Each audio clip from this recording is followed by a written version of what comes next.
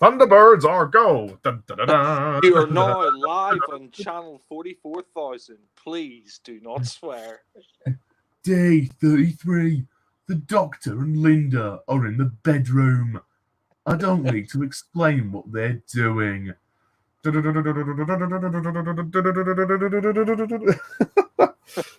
everyone. Sorry for that. Those technical difficulties at the beginning. Welcome to another Doctor Who audio fan commentary, where myself and my good friend Jack the Film Fanatic are going to be commentating on the very last stories in Christopher Eccleston's era of the show. I guess I have to emphasize the word era, it being only one season. So basically, his last two stories, his penultimate story and his final story, but it's actually 3 episodes. Boomtown and Bad Wolf Parting the Ways. So, yeah, Christopher Eccleston, the Ninth Doctor, the guy that helped bring the show back with Russell T Davies at the show running helm. So, yeah, these are a couple of some of the very first episodes that I ever saw of the show, and I think Jack probably would have the same experience in that. Again, this is just for fun. We're not doing this for financial profit or anything. So if you wish to follow with us, put your DVD or timestamp to 0. The story is actually on Netflix if you don't own the stories. And we are basically going to be following right the way through to the end. So there'll be no breaks in between the playing of these episodes. So we selected play all on the Blu-ray. Yeah. So anyway, that's kind of it. I mean, I'm sure we'll say a couple of words about Eccleston towards the end of the stream. But Jack, is there anything you want to sort of say before we kick this shit off? You can also watch this on iPlayer as well. So if that's a way you want to watch it with us. But I'm looking forward to this because Boomtown was the first Doctor Who story I saw. So these last 3 episodes of Series 1 were the first episodes of Doctor Who I saw, so they mean a lot to me. Sort of got me into the show, helped get me into the show, Yeah, same here, actually. And I do remember watching the last story of the Bad Wolf Parting the Ways on TV. Obviously, it aired over 2 weeks, but, that was quite special for me. I was kind of getting more interested into the show at that point. And Eccleston was good, and I think he is genuinely an underrated Doctor, but more on that later. So, are you ready, Jack? Ready when you are. Okay. 3. Wait, hang on. Sorry, technical error. 3, 2, 1. Fucking play that. No Lee John in this episode. No, sadly. Andrew Marr, though. Yeah.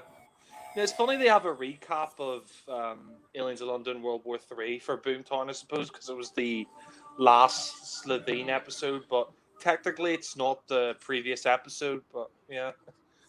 Yeah, I guess because it is a direct sequel to that story, I suppose you could jump straight to this story after that, and it would still make sense. So imagine if they did a DVD box set called The Slovene Tales, and they'd have these stories in there. Yeah, well, I heard they might be coming back to the show, but I don't know about that.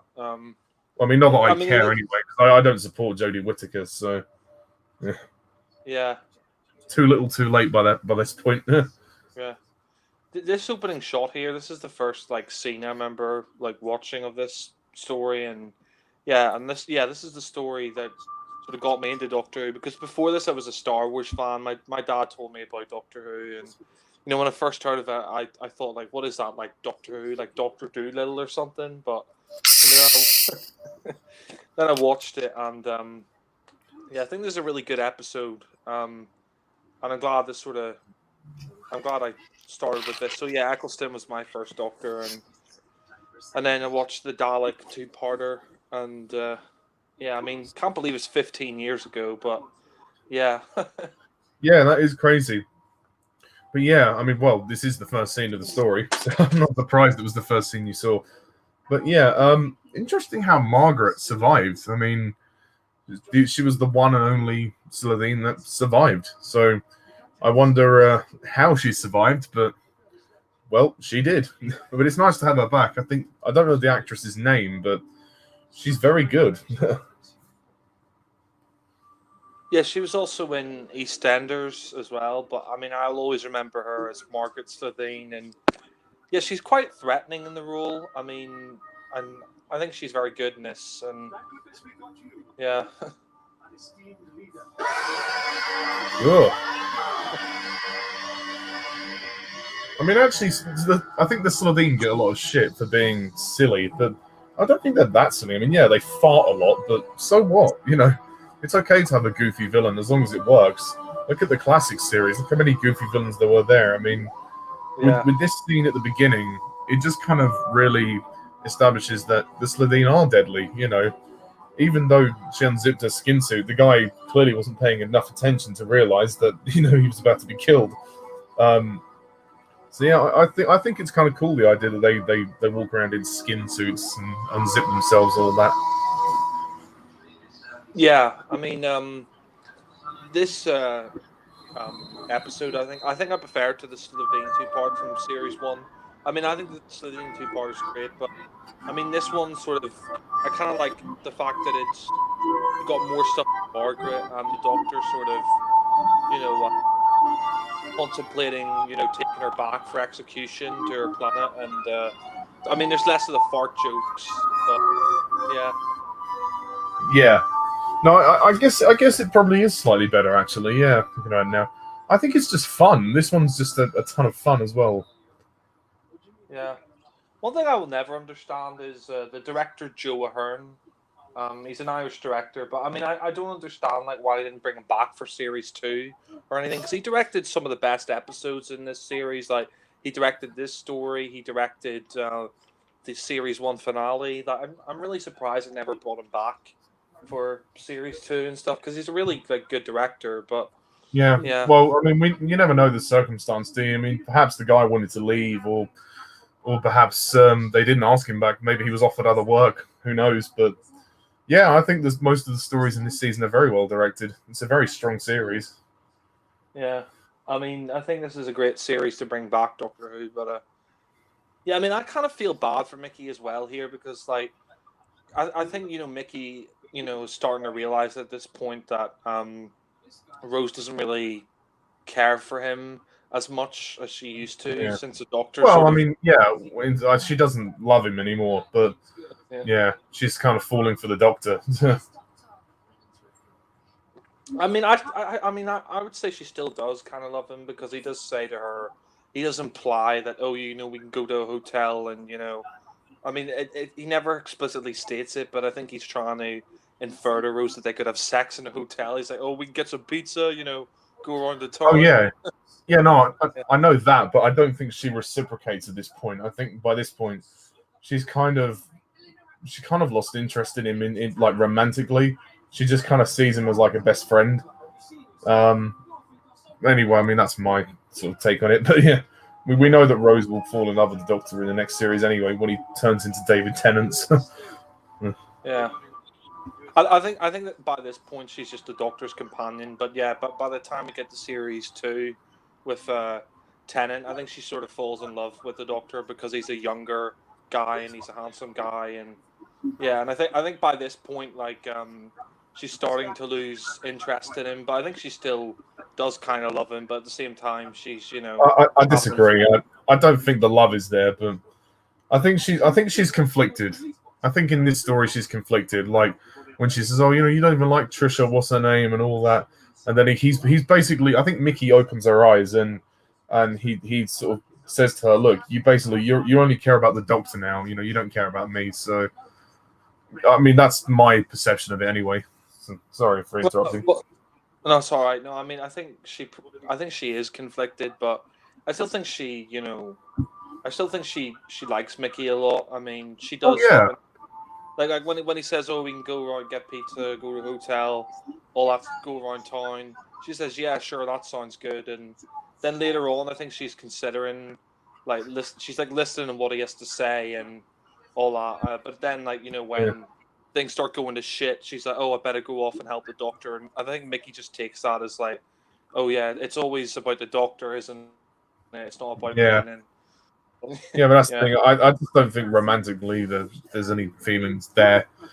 Perhaps, I mean, yeah, definitely in the beginning of the series, of course. But I think once she starts traveling with the Doctor, yeah, it's sort of as time goes on. Yeah, I guess everybody like everyone else, just sort of just kind of forgets about Mickey, you know.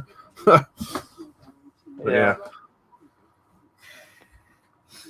it is interesting how in this story Russell chose to set up the rift in time and the fact that this was the place where sort of it opened, and it would become quite a plot point in later. Well, it's certainly in the Torchwood spin-off series, and it has obviously been mentioned in later series, like in series 3 with Martha, David Tennant, and Martha. They come back to refuel for the TARDIS. It kind of becomes like a petrol station for the TARDIS, which is kind of funny. yeah. No, I really like this sequence with the woman and Margaret's considering killing her later on, but then she says, "Oh, I've got a boyfriend or sorry, I've got a husband and you know I've got a couple kids or whatever, or I'm pregnant." I think she says, and you Mm. know and then she decides to let her go, but yeah, no, I think Margaret's really good in this one. I think this one's more of a character study, a bit of the Doctor and Margaret, because Margaret is she doesn't want to be executed, and she's sort of questioning the Doctor, like, "Oh, could you take me to my execution and all that?" And the Doctor's sort of trying to blanket and trying to ignore what she's saying, but at the same time, I think he's conflicted about bringing her to her execution. But yeah, Yeah, you're absolutely right. That's a great point because I think, like you say, yeah, it's a character study, and I think the story is meant to kind of symbolize that the Doctor himself isn't always this angelic hero. He's killed, and he's had a rough pass through the Time War, so he's killed many. Like like he goes on about her change, trying to change and whatnot, and how he doesn't believe her, and she kind of throws it back in his face as well. So it is kind of they're on kind of a similar journey in a way. Like, do they continue killing, or do they learn to evolve? And I guess it's kind of hard for both of them. For the Doctor on an emotional level, and same with Margaret, they both lost their people. So yeah, I mean that dinner scene is really actually more dramatic than people give it credit for.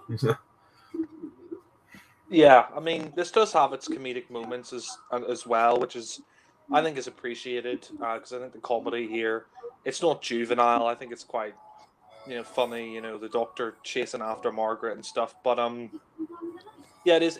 It's more of a character study as well, and I think the Ninth Doctor he's a lot like as a Doctor he's a lot darker because he witnessed the end of the Time War and his people being destroyed, so he's got a lot of like guilt from that, and he's a lot more unforgiving than maybe some of the other previous Doctors because he's been through all that shit. But yeah, Mm.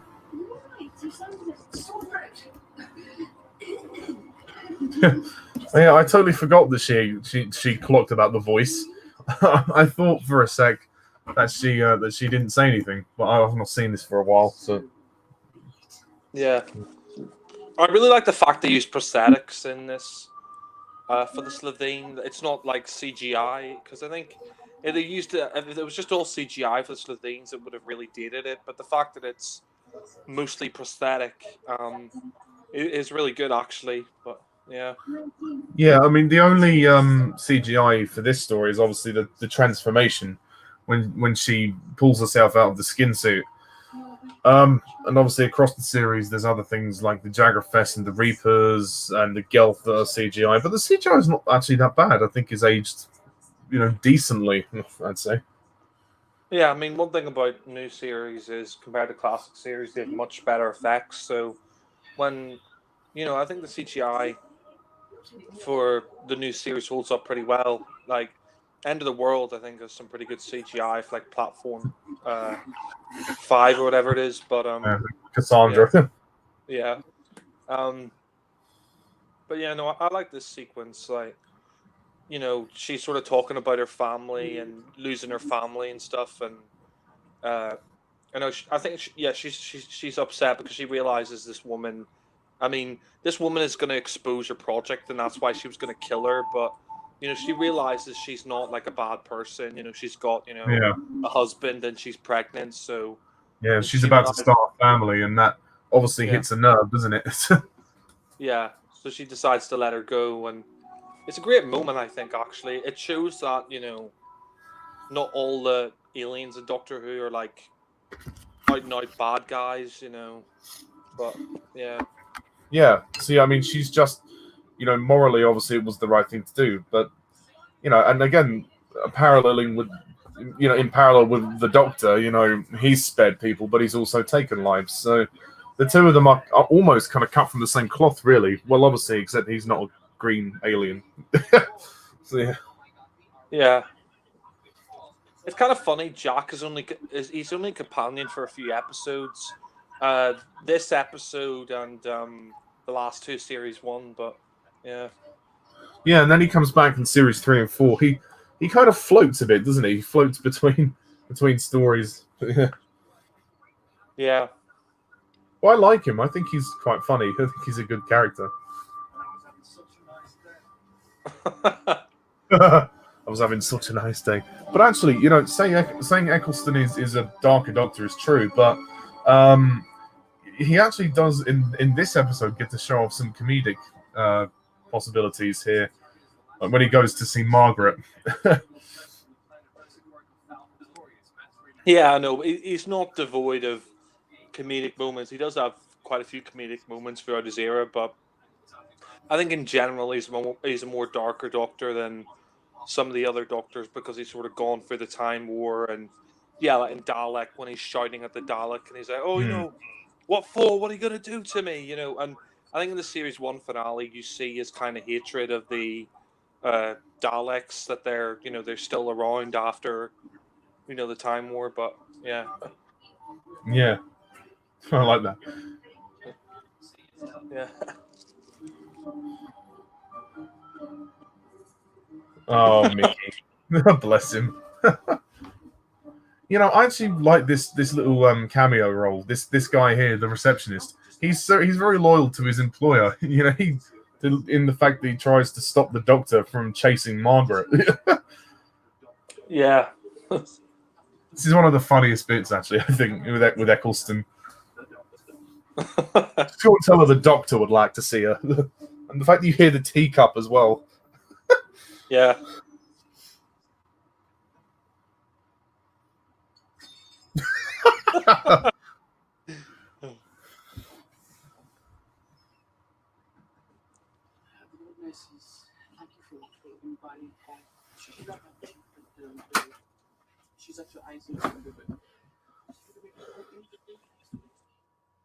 Climbing out the window, isn't she?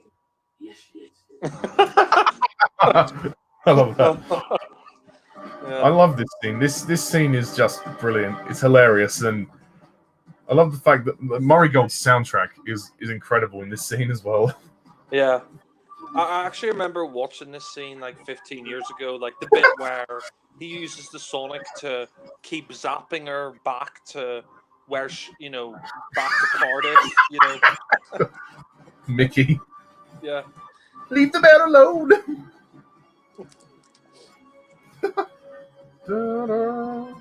And I love that, like her little thing there, a piece of jewelry, is a teleport device. it's pretty cool. Yeah, I like that little like Hiss. hit sound she makes. Yeah, Margaret.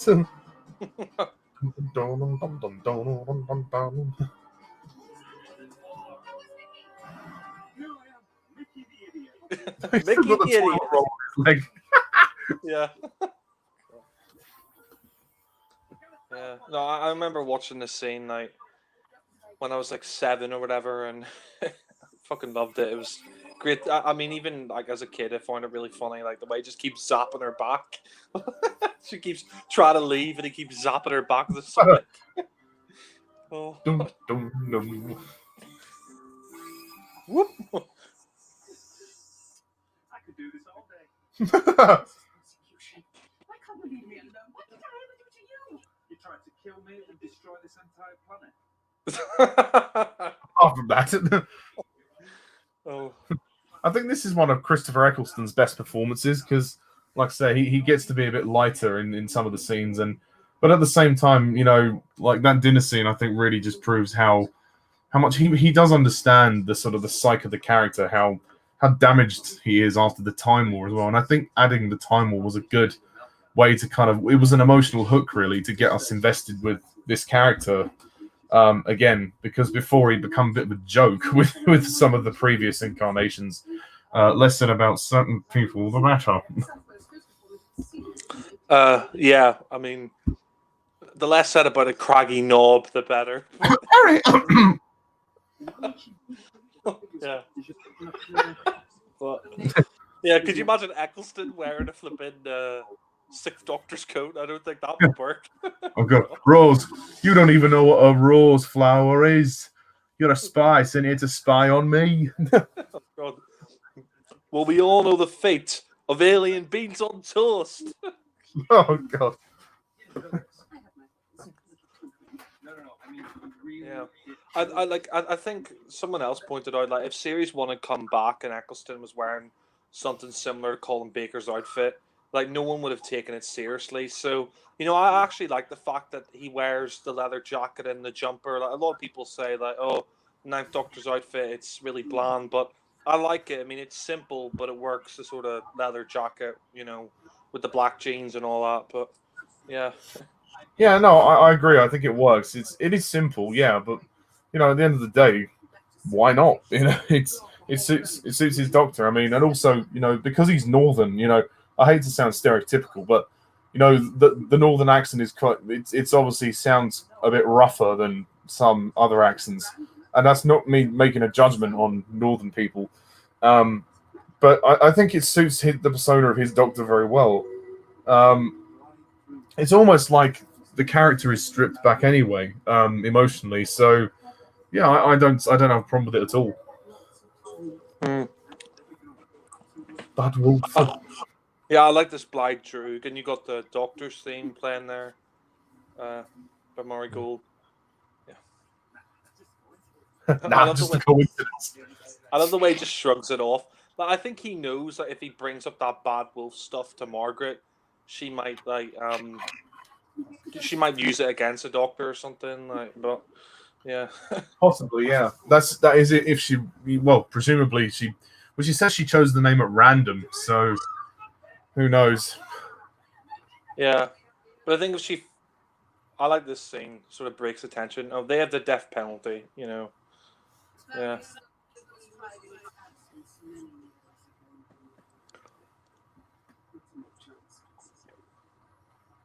According to the statutes of government, momentary turn and to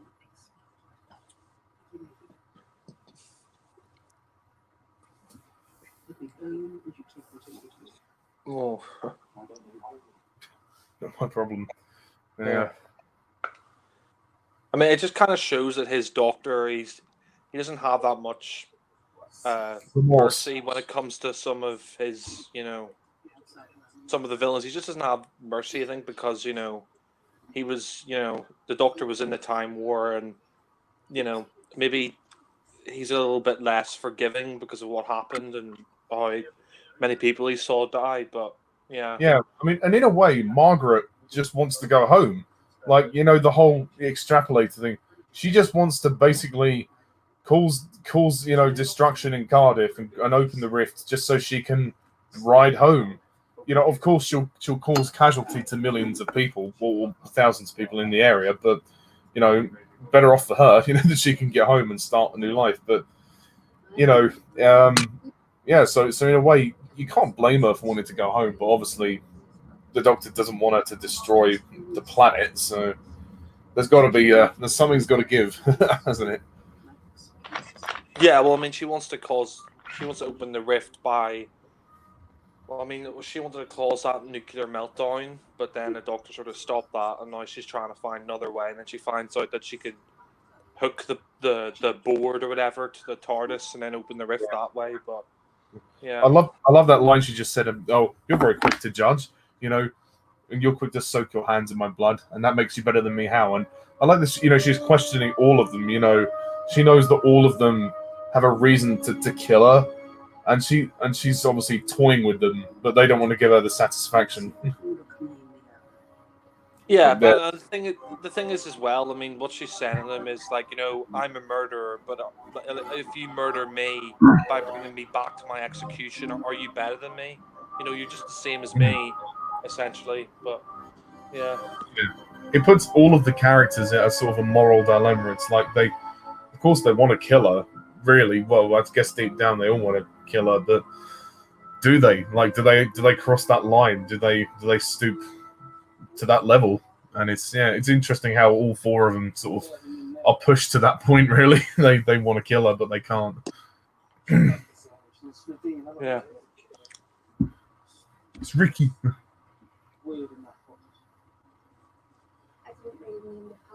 And that's the thing. Mickey came all the way to Cardiff to give her a passport, and she didn't even bloody need it. Yeah. I mean, I suppose Mickey feels a little bit shoehorned into this episode, but I guess they needed to have some relationship drama, so to speak. I actually quite like this. Yeah.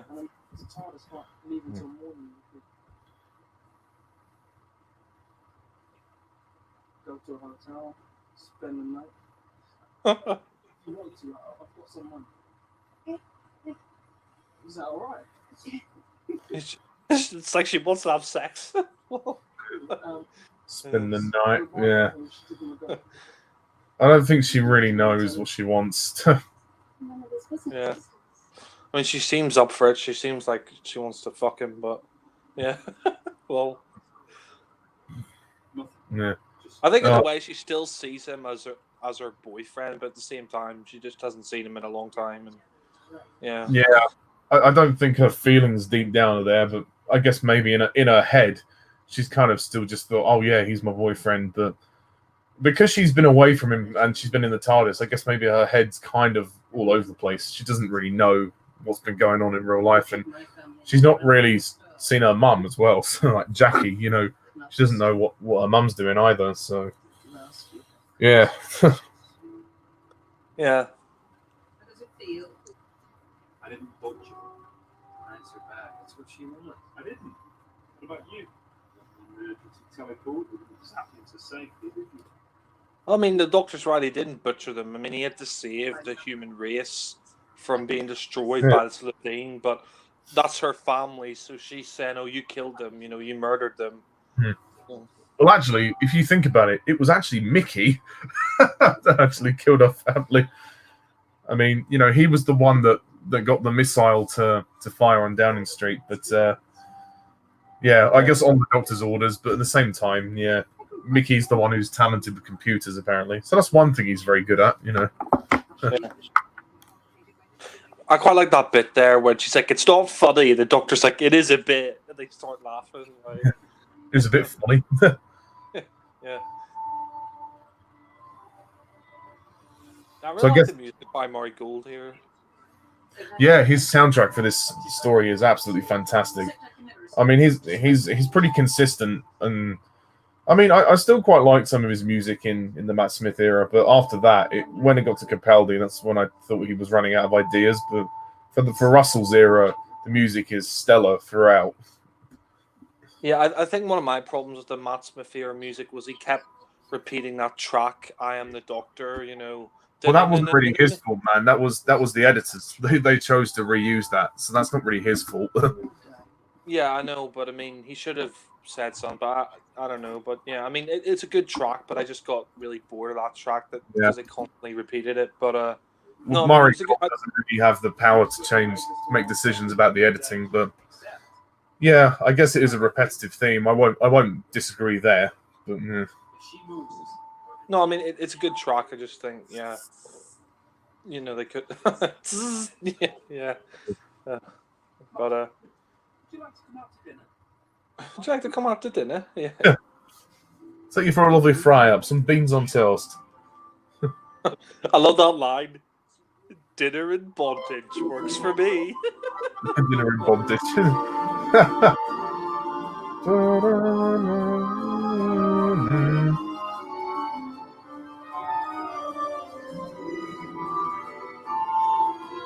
I like John Barrowman as well, Captain Jack. He always does a good job when he performs. Yeah.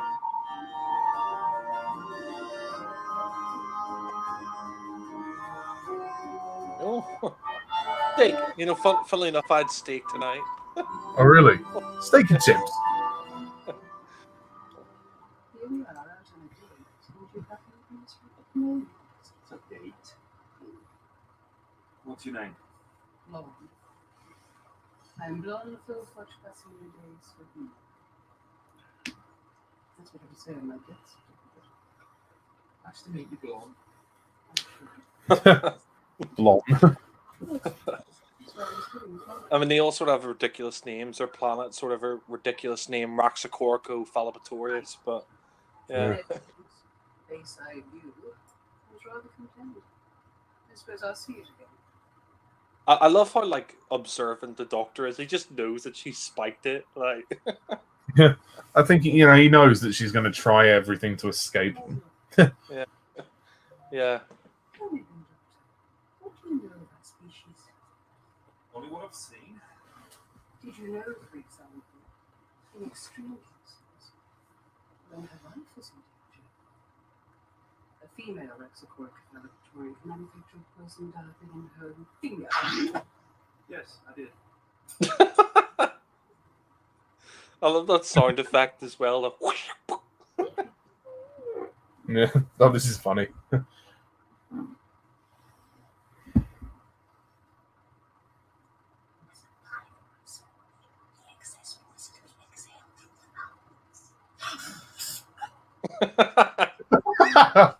Yeah. Steak looks nice. Steak and chips. Steak and chips. Oh, He's got a few cheeky moments, Eccleston, but I guess he didn't really get long enough to kind of take the role any further, which is a shame. Although he managed to get some really intense episodes and some funny moments in there, but with one series, yeah, it's kind of hard to really make your mark, isn't it?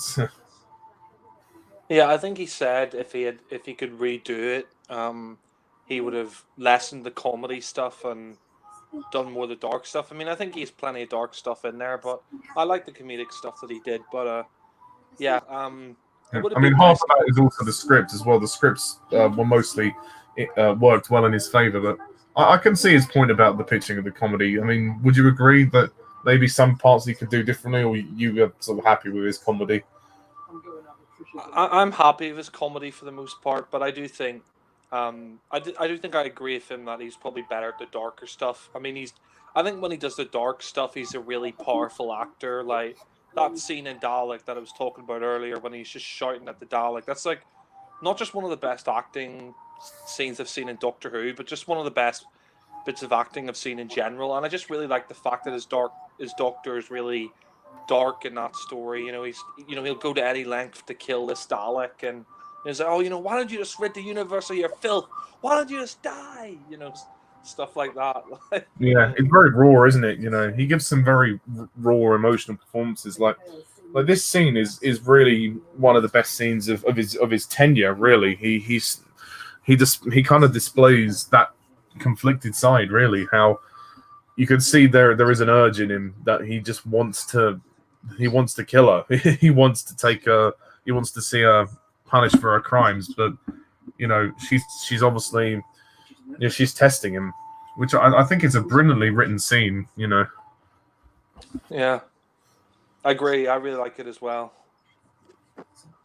Because in a way, like she's calling him out because she thinks that he's all playing God and everything by saying, I'm no better because I spared one person, but you don't think I've changed and all this, but you're no different, Doctor, and all that. So yeah, it's very well played. These two must have had great fun rehearsing and filming this scene. Yeah.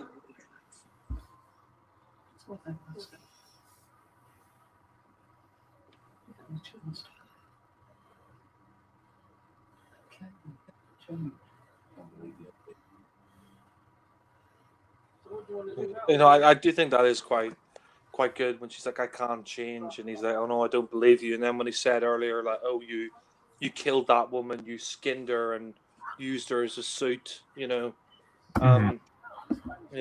And Oh, is Yeah. that right? So how do you know? I know you, and I know her, and I know that's. Oh, Rose, shut up. At least I know where she is. Yeah. I do like this bit where Mickey stands up to Rose. Like, Yeah, I mean, she should have treated him like crap. You left me. Yeah, he left her. Well, sorry, no, she left him. You were nice. Mhm. You know what? You give me a kiss, you run off with him, and you make me feel like nothing, Rose. I was nothing.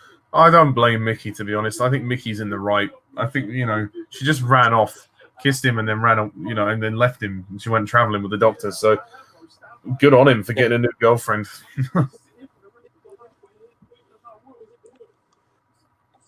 I quite like that. Am I just supposed to sit here waiting for the rest of my life? Because I will.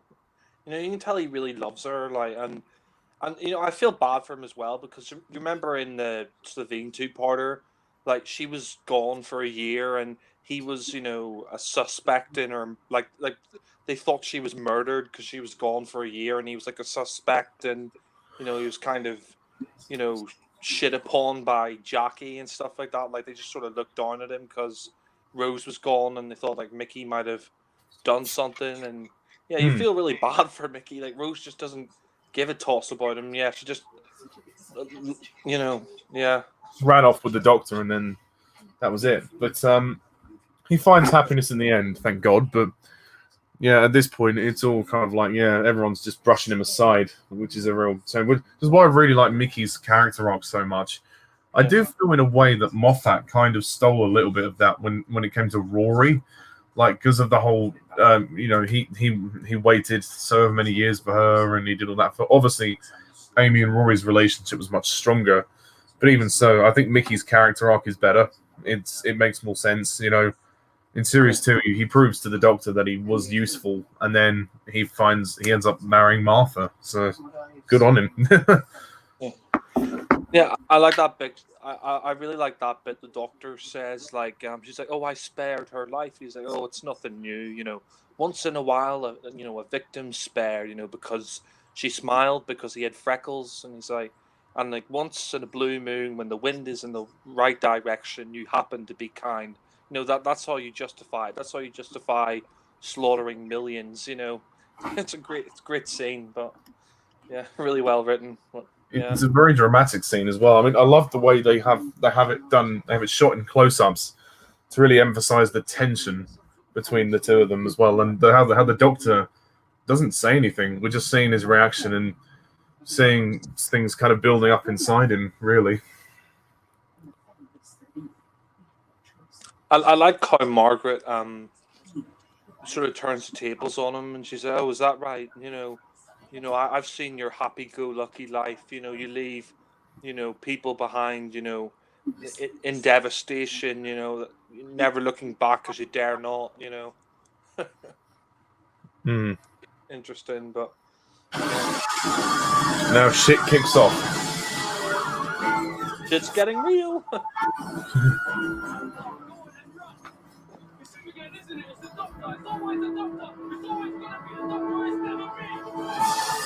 Yeah, you tell her, Mickey.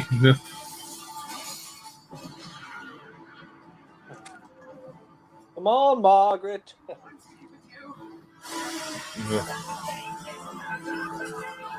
Now she knows as well. Like this is her one chance to leave. To get out of here and go back to Rex Pretorius. Yeah. He's opening up the rift. The rift's opening. Hurry up. The rift in my arsehole is opening, Rose.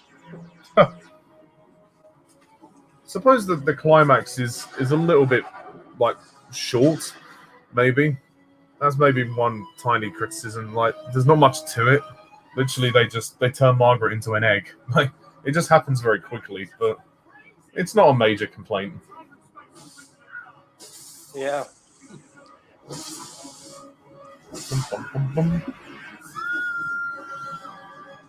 I really like the Eccleston and Tennant card, especially when the lighting's low and it glows. It looks really good. I agree, absolutely. The lighting is great, and then it's nice to have that sort of console. And it's nice that it lasted into David Tennant's era as well. But I can understand why they changed it for Matt Smith's era. You know, wanted to have a sort of completely new design for the new Doctor. Yeah. It's interesting how the world is literally cracking. Like there's cracks in the ground and all that when Rose is running. Hmm.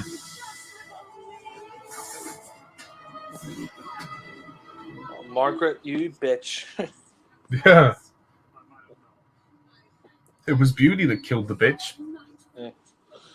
I mean, that looks pretty. That's a pretty good prosthetic. The way it's on her arm and she's like holding Rose, it looks really good.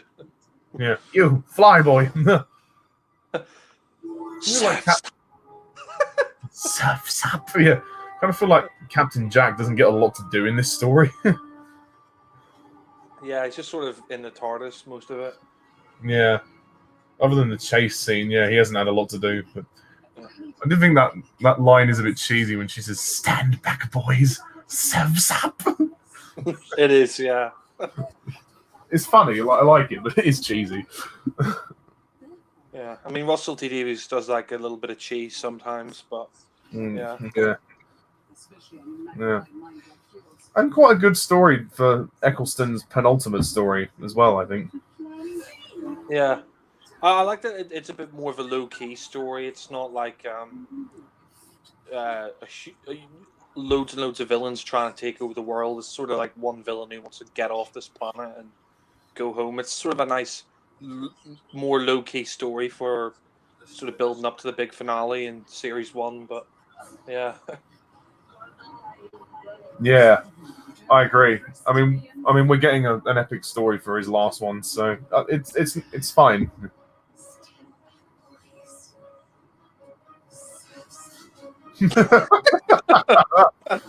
Margaret. It's kind of a bit of a easy way out, really, for the writers. Like, she just looks into the heart of the TARDIS, and then she just gets turned into an egg. Like, yeah. Mm. I still like this, though. I mean, the fact that the Doctor doesn't kill her, he gives her a second chance, you know. She becomes an egg, and he's like, "Oh, I'll bring her to a new family, and she could start over again." Yeah, and I like the fact that the TARDIS is alive. You know, we don't really get to see too much of the heart. We just see it as like a bright light, and I guess maybe it's the energy from the TARDIS that allows her to become an egg again and start again. So, yeah, good for her. Yeah. And I think she can feel what's happening because when she says to him, "Thank you," yeah, she knows that's him giving her one more chance to. So yeah. Yeah.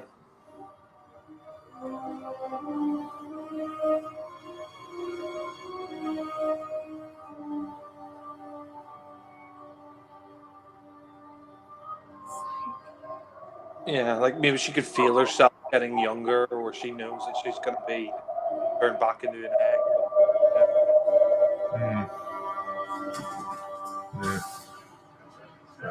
Yeah, the skin suit. They'll have to get rid of that somehow. Yeah. Well, maybe Jack could wear it for a Halloween party. Yeah. Stand back, boys. Surf's up.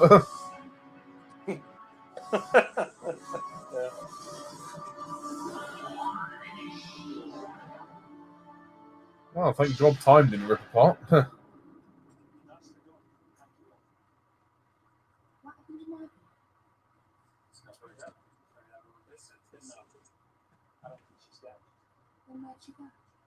She looked into the heart of the TARDIS. Even I don't know how strong that is. I thought the Doctor knew everything. Yeah. It's kind of the thing, like, it's kind of weird because, like, when William Hartnell had the TARDIS, he didn't really know how to operate it because he just stole it. But there's so many Doctors in, he still doesn't really know how to pilot it completely. Yeah. But yeah, He kind of fiddles around with all the buttons, doesn't he, single-handedly? And I think he's managed to work it out by this point. He just kind of does it all a bit sporadically, like because he's on his own. So it's not designed for one pilot. I think that's why. Yeah. She's an egg. This would be quite a good story to watch on Easter, actually. Someone did a really funny YouTube poop video of Boomtown, and like when Margaret gets turned into gets turned into an egg, David Tennant, like Plan of the Dead, he offers someone a bit of Easter egg, and he's like eating a bit of Margaret's egg. That's quite a good idea, actually.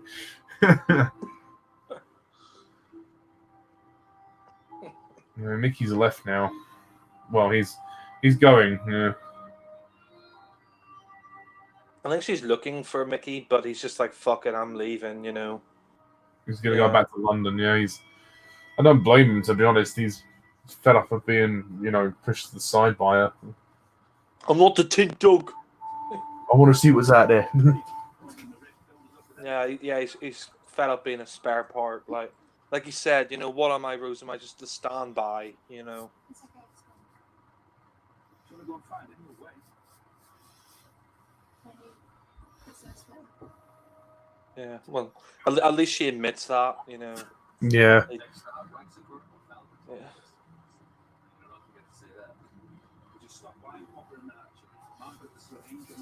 Margaret. Love how they still call her Margaret when she's actually called Blomfield Font. Yeah. I suppose it's easier to call her Margaret than her full name, but Yeah. Blythrug. That's the next it's good. Yeah, I mean, it's good they actually set an episode in Wales, because since the new series came back, it's all been filmed in Wales. But for most of series 1, they pretend it's London or whatever. But I'm glad that with that story they actually set it in Wales. It's quite a nice change. But yeah. Yeah.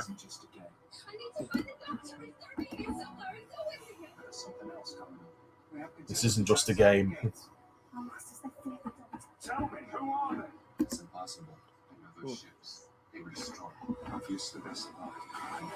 Why do that? Why give away the Daleks in the next time trailer? Yeah, I don't know why they did that. It just seems a bit that's the one thing I will say about next time trailers is I do like getting a brief glimpse of what next week's going to be, but it's why give away the Daleks and stuff like that, But yeah. Exactly. It's totally unnecessary, and we knew then the Daleks would be back. It's oh, okay, well, we don't need to worry about the mystery of the story then. So yeah. That is a downside, but thankfully the story itself is great. So yeah, I mean, could you imagine Earthshock and they did a next time trailer and you find out it was a Cyberman? Well, kind of spoils their reveal at the end of part 1. But or even worse, that they spoil Adric's death. Yeah. Ah! Yeah. Although it's not as bad as his scream in Time Shite. And he goes, ah! Oh God, yeah. I'm glad Adric wasn't affected, but yeah. And again, they have a recap from this as well. So it all sort of ties in quite well, actually. I mean, this story could follow the long game as well. Yeah. I quite like the long game. It's not my favourite of series 1, but I think it's a decent episode. Yeah. Simon Pegg is in it, so that's nice. Yeah. And that reminds me, we must do a Hot Fuzz commentary at some point. Yeah, that would be fun. Funnily enough, I saw a trailer earlier for the Cornetto trilogy, but yeah. No, I like how this ties into the long game. They brought back Satellite 5, and it's now a few thousand years later or whatever, or yeah. 100 years later, yeah, that's it. Yeah. Yeah. I love how it opens with the Doctor and Big Brother. Yeah. I mean, it was a hit show at the time, so yeah, good on them for sort of bringing reality TV into it. Yeah, I mean, I may be mistaken, but I still think it is going on. It's on Channel 5 now. I mean, I never really was a fan of Big Brother, but yeah, it was a big show at the time. Yeah. Yeah, I mean, some people still watch it, but I think it was more of a thing back in the early 2000s. But then, Yeah. Channel 4 had it, and then they stopped it. But then Channel 5 bought it and carried it on. So, Yeah. No, it was a big thing back then. I mean, I kind of like the story as sort of like reality game shows gone wrong. I mean, I suppose in a way it sort of borrows a bit from Vengeance on Varos, the Colin Baker story, because there's sort of, game shows and that sort of go wrong. Uh, but yeah, I mean, I really like the stuff with Big Brother here, and yeah, just having the Doctor in the Big Brother house. It's kind of funny, but yeah.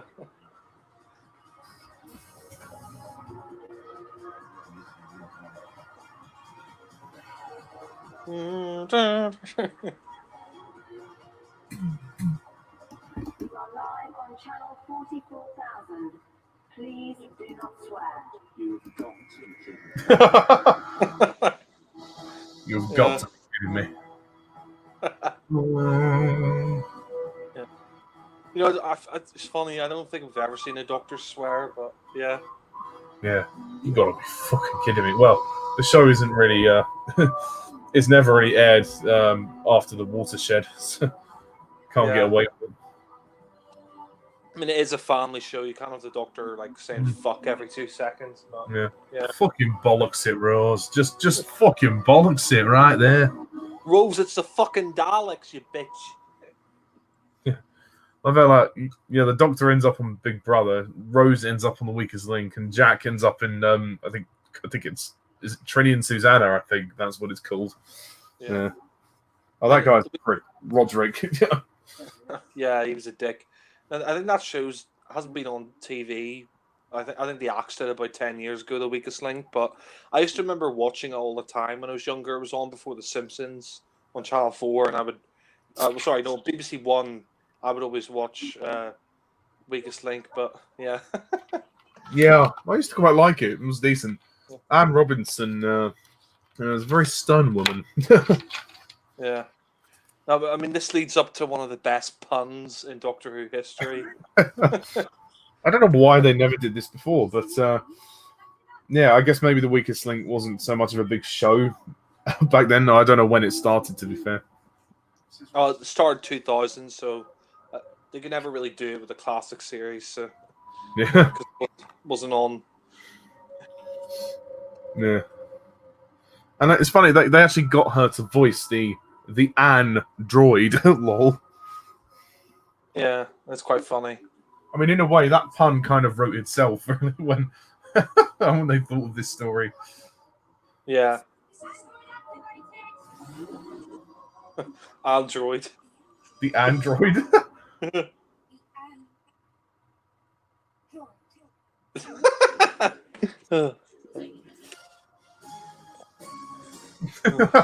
Dun dun dun dun. Oh yeah, these robots. Yeah, Yeah, Trini and Susanna, I think. I think they were based off another show at the time as well. But... Yeah, I thought they've drawn the breasts on them as well. Well, sorry, not drawn the breasts on them. They've made the breasts on them. Yeah, I mean, it's weird. I don't think I've ever seen a robot with. Well, I mean, yeah, they have tried to make robots into female robots and stuff, but yeah. Just stand still and let the fabricator work his magic. The fabricator.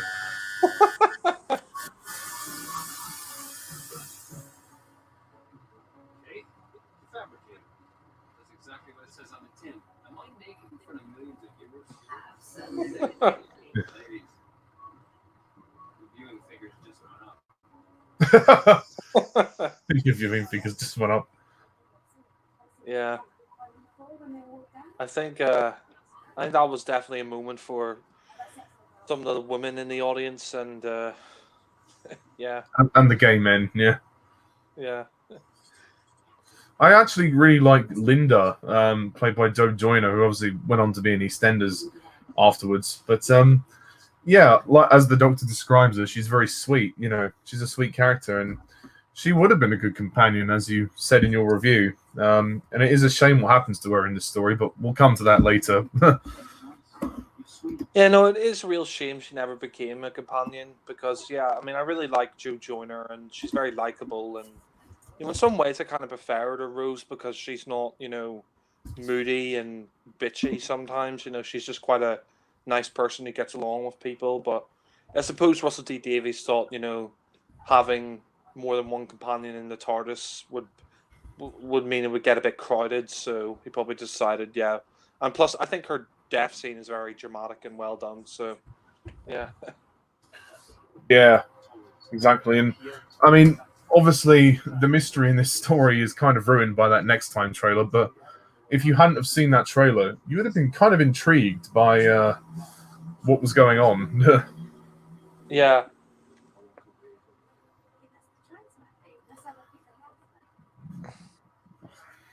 I mean, for me, this was quite a significant story because I never knew about the Daleks before this because I hadn't seen Dalek and you know, I didn't know about the Daleks and you know the Time War and stuff like that. And for me, like as a kid watching this was just such an epic story because you know you saw this like you know high stakes, you know the destruction, you know the Daleks and so the Doctor regenerate for the first time. But yeah, for me anyway, it was the first time, and I didn't even know that about regeneration, so I was kind of surprised when Eccleston turned into a tenant. But yeah. I'm going to find my friends, and then I'm going to find you. Ooh. It's interesting also to see how Satellite 5 changed in 100 years and how you've now got this young girl who's sort of networked and wired up to everything, all the games and linked to everything because she's got like a super brain or something. And yeah, it's kind of horrific to see that, really, how she's being used like that. So it's almost quite dark. Yeah, I mean, this is a very dark story. I mean, there are a few little comedic lines in there, but I mean, it's mostly played seriously, which I think is good because this is the finale of Series 1. And I mean, it was a great way to send Series 1 off. You couldn't have asked for a better finale, I think. But yeah. Yeah, exactly.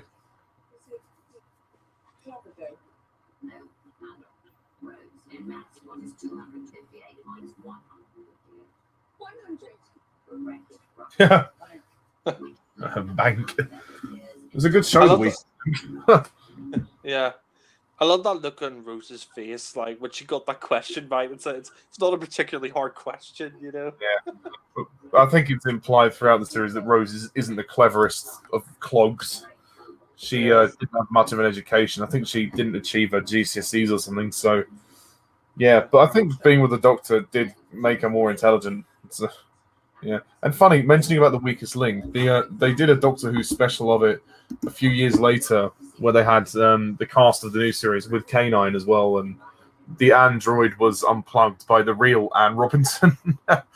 Yeah, I've seen that. Yeah, they also did a weakest link special with the original Doctors, like a Children Need spoof. Like you had, I think Anne Robinson presented it, but you had like Colin Baker, Sylvester McCoy, Peter Davison. But yeah, quite funny, Yeah. but yeah. They did a Muppets one as well. Yeah. No, I mean, I remember I remember reading the Doctor Who 2006 annual, and they're talking about Rose, and they were saying that Jimmy Stone was the reason she dropped out of school. I mean, I think she mentions him in Rose when she's talking to Mickey at the dinner table, and she's like, "Oh, it's all Jimmy Stone's fault." But yeah, she dropped from her GCSEs. But yeah. Yeah. Can you imagine Davison on the weakest link? After every question, he'd be like, please, give me a chance to catch my breath. I can't answer. Struggles to answer the questions. Yeah. Only on about celery. Yeah. Yeah. Could you imagine Colin Baker on the weakest link? He just strangle Anne Robinson if he got the question wrong. Yeah. Oh, See, I would have taken you on for a meal, but the coordinates of the answer just elude me at the moment. Yeah. No, he gets the question right. Excelsior! Excelsior! Yeah. Oh, McGann gets it wrong, and he goes, "Who am I?" Tom Baker wins, and he offers everyone a jelly baby. Yeah. Well, maybe that's his answer, and then she's like, "Correct, bag."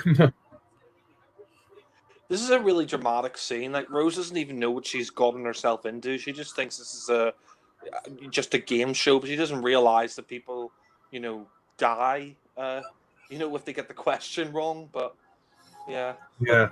Whereas the others, they all know what's coming. It's win or die, basically.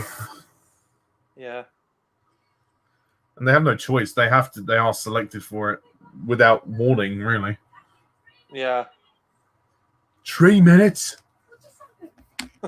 Well, Roderick really is a prick because he just doesn't care about anybody else. That he's like, "Oh, I want to go against you because you're thick," Yeah.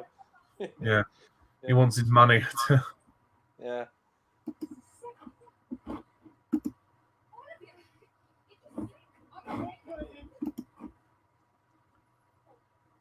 Oh, that poor kid. This is the biggest mistake he ever made.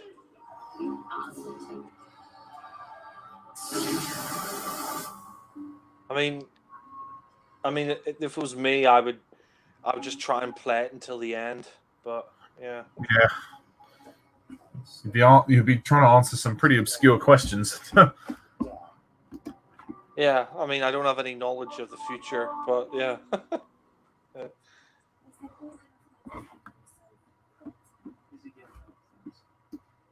I like the way this builds up tension as well. Like the Doctor and Rose, like they don't know where they are. They're playing these games and stuff, and they're on reality shows and stuff, and they don't realize what really is going on. But yeah. Yeah. And the Doctor's like, "Oh, fucking hell, get me out of here. It's fucking nuts house." I'm a doctor, get me out of here. And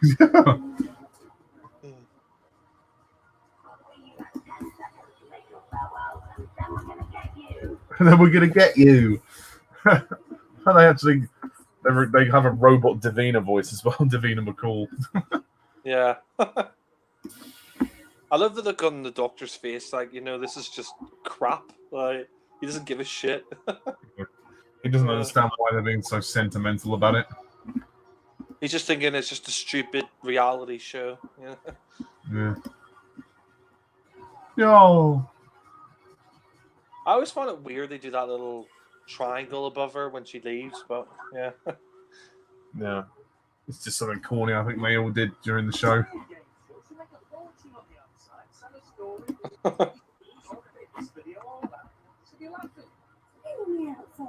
She'll be laughing.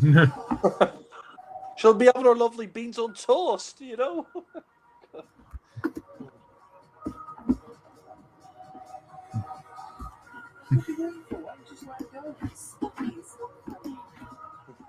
is a bit funny. Yeah, he'd have been a real dick saying that.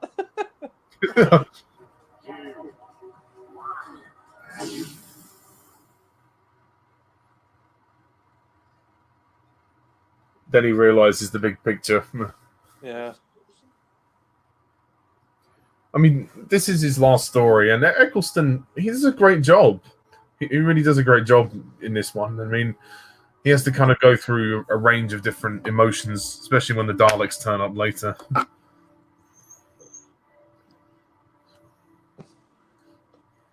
I like the way she says that. Oh yeah, they get evicted from life. Yeah, I mean, I think Eccleston is probably his best performance. It's either this or Dalek. I think he's really great in both of those stories. But I actually like the supporting cast here as well. Like these two, like you find out later that he sort of wants to go on a date with her. But yeah, Yeah. Correct me if I'm wrong, that woman, I think she was in Tracy Beaker. yeah, I think she was as well. Yeah, I mean, I used to watch the BBC, so I kind of recognize her from that. So yeah, I think she was. Yeah. Yeah, again, I forget exactly what her character was, but I think I recognised her from it. Yeah. I mean, that is horrific. That is just creepy. Seeing the controller girl. Yeah. I like Eccleston here. Like, he's like, are you insane? You know.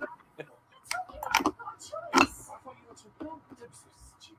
That's how they played it centuries back. You get chosen whether you like it or not. Everyone on Earth is a potential contestant. The transfer picks you out at random. And it's non-stop. There are 60 Big Brother houses. I mean, it probably made people not want to apply for game shows after this. Yeah. Is that it? Is that it? Yeah. They get to live. I like the bit where he's like, how many of them? 60. He's like, it's a charnel house. Like, yeah. He's disgusted by it, but yeah. What, like this? You know, speaking of Tracy Beaker, like, can you imagine the doctor just said to Rose, "Oh, I should have left you at the dumping ground years ago." Yeah.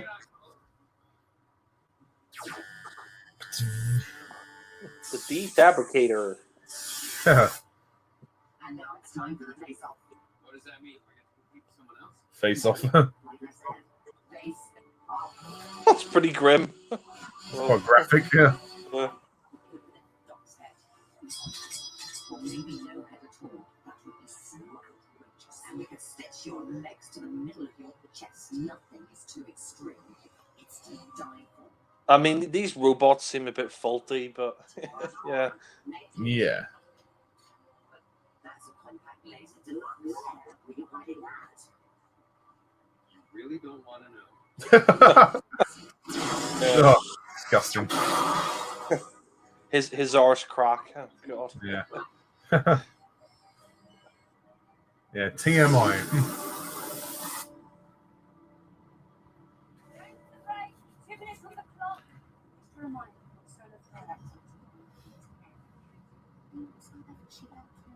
Mm.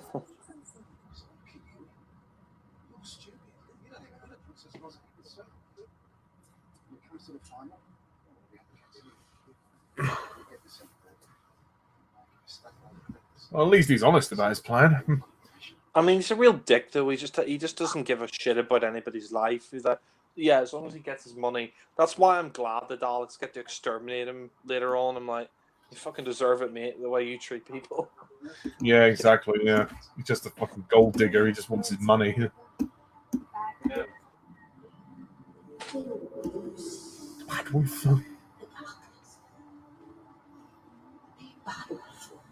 Big bad wolf. Blythrug. It's been there as a constant throughout every episode, pretty much in the season.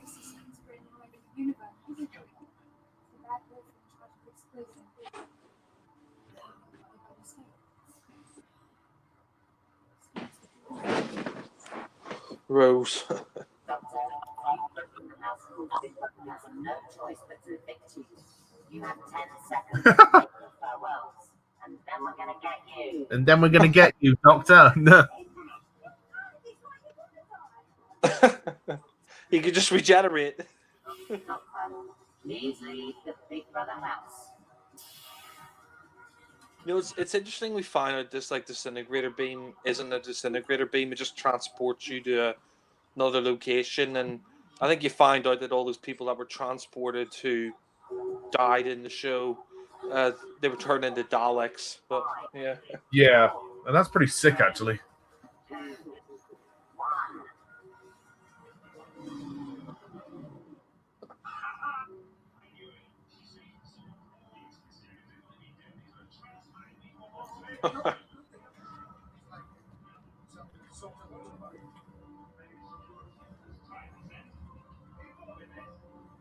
ooh, Getting out. I'm getting out. Come with me. We're not allowed. Stay there. You've got 50-50 chance of disintegration. Stay with me. I promise I'll get you out. Come on. No, I can't. Sweet. From what I've seen of your work, you can only votes for Sweet. I'd I vote really for it. like this. Yeah, you know, Come with Yeah. me. Great scene. I love this. There's even some beans on toast in it for you. Satellite 5. Well, bugger me. Deja vu. Deja vu. I guess Linda kind of counts as a one-off companion, like a one-story companion, I suppose. I mean, you know, she makes enough of an impact to be a companion. I mean, he even talks about her traveling with him, you know, which is nice. Yeah, I think it's great, and it really is a shame she never got to be a companion. I mean, maybe that was Russell T Davies' decision, or Joe Joyner didn't want to become a companion on the show. But yeah, I mean, I think she's a really nice character, and it's a shame because I think if she'd had a series with, you know, David Tennant or whatever, she, you know, a big sort of interesting. But I think there'd sort of be a bit of a rivalry between, you know, her and Rose, because I think later on Rose isn't really, like, when he finds out the doctor's with Linda, she sort of has that look in her face, like, you know, who's this? But yeah, Yeah, she's a jealous cow. yeah, I mean, to be fair, Rose kind of has a thing for the Doctor. More so later, but I think, you know, she kind of just wants him all for herself. yeah. It's quite funny in Fear Her when he said he was a father once, and she's like, "What?" Yeah. Rose. Yeah. Stars in their eyes. Literally stars in their eyes. God, can you imagine that? Fucking staring at fucking stars when trying to sing, you know? Yeah. Let him try.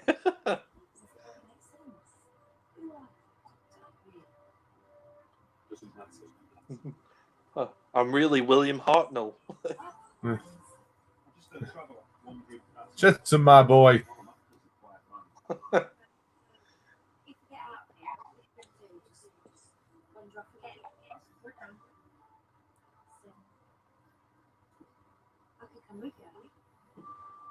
Invite yourself, why don't you? I mean, she's quite attractive anyway, so. Yeah, she's cute. Doctor. Is it just me, or it kind of feels like she looks really young in this, and then yet when she's in EastEnders, it's only a couple of years later, she looks like she's aged quite a bit. Is that just me, or? You know what I think it is? It's the way they dress her. It's like the way they. It's the way they like do her hair up. They sort of make her look younger, I think. But yeah, I know what you're saying. Yeah, in EastEnders, her hair is sort of longer, and she's sort of wearing like clothes that an older woman would wear. But yeah, I think they're sort of trying to make her look younger here. But yeah, I guess as well because in EastEnders, her character Tanya is a mum as well. She has 2 kids, well, 3 kids. So yeah, I guess she had to look a bit older. yeah, this really is creepy. I mean, you think about it. I think she says the person who's hooked up to the computer. I think she says later on that she's been hooked up to that computer since she was like 5 or something. It's quite disturbing. You know? That is. I'd hate to be that woman. Not only that, but like the cables are going into her head and her body and everything. You know. Ugh. No security. The games continue. They are no one. They are no one. Well, I'm a flipping doctor, not a miracle worker. Yeah. Archive 6 is out of bounds. I need to check the transmat log. Archive 6 is out of bounds. No one may enter Archive 6. Return to work.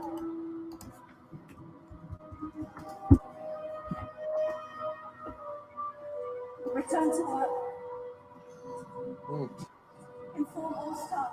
Zone affairs executive 7. I really like the lighting of this as well. Like sort of blue lighting and stuff. Sort of gives that sort of darker feel. Yeah. I think they went all out for this one. They wanted to make it a pretty epic finale, I'd say, to Eccleston's era. Yeah. Thinking that it was going to be his last story. That's true, yeah. It's just interesting that Jack turns that defabricator into like a weapon, but yeah. Yeah.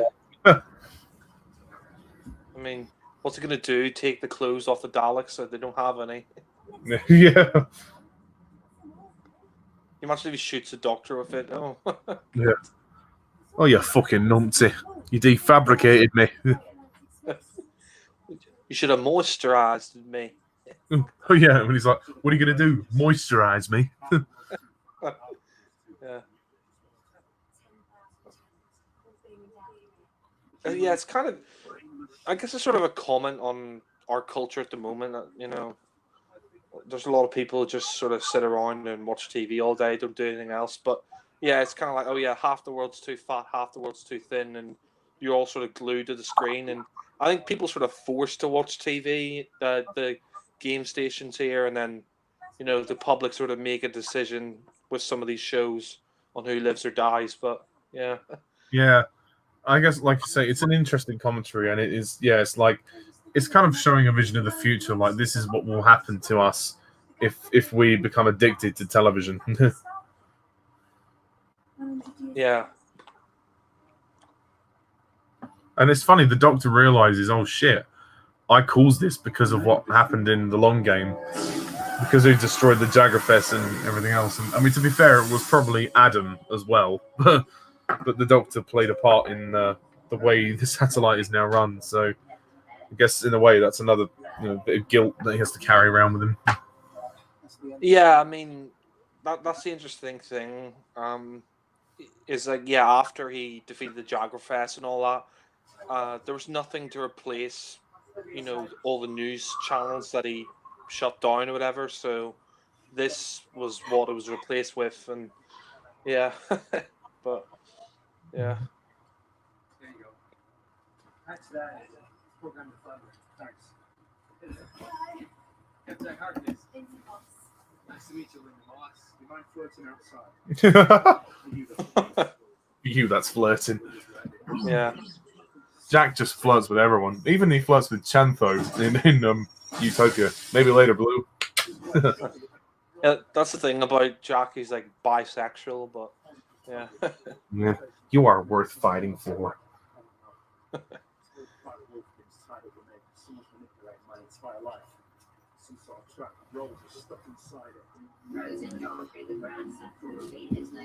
Dun, dun, dun, dun, dun. Crunch time.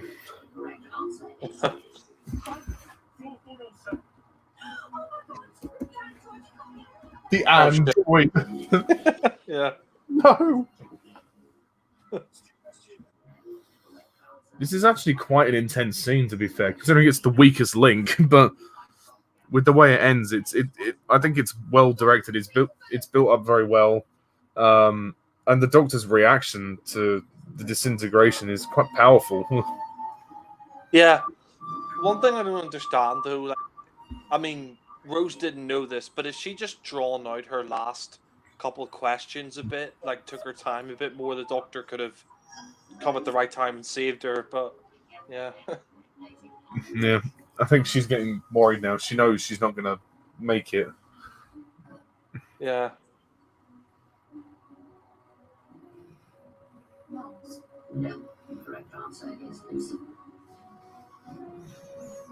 Yeah, no, this is really well directed, and I like the music as well, like the build up the Doctor, like that shot there when it like it's just the shot of Eccleston's eye and the shot of the lift that you know he's trying to get to the top floor and save her, like Mm. yeah.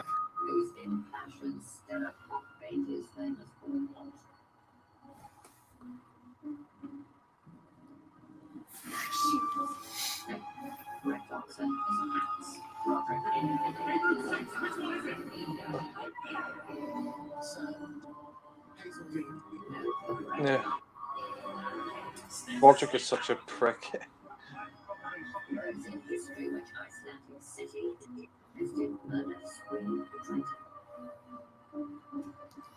Oh dear, it's all over.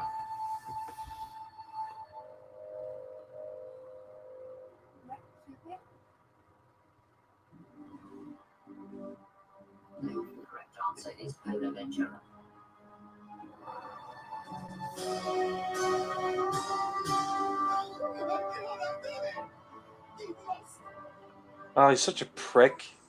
You know, she's about to get killed, and all he could say is, "Ah, you've lost." You know.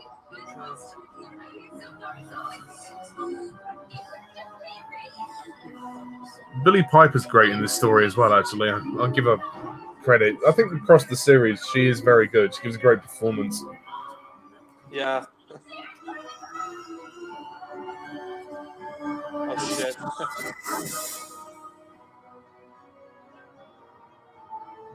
See how broken the Doctor is.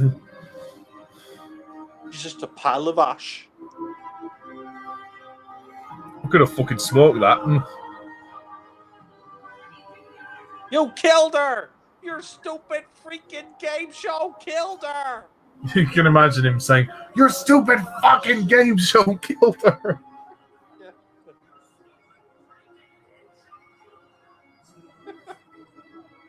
Like, it kind of makes me laugh a bit, just the way he says it in this American accent. Your stupid freaking game show killed her. But I love this scene here where the Doctor's just sort of staring blankly, and he doesn't care what the guy's saying to him after Rose has been killed. But yeah.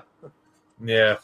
And the shot is really good as well, because half his face is in the dark and half's in the light, and his expression is just so sad, like he's a broken man. Yeah. Sir, will you tell us who you are?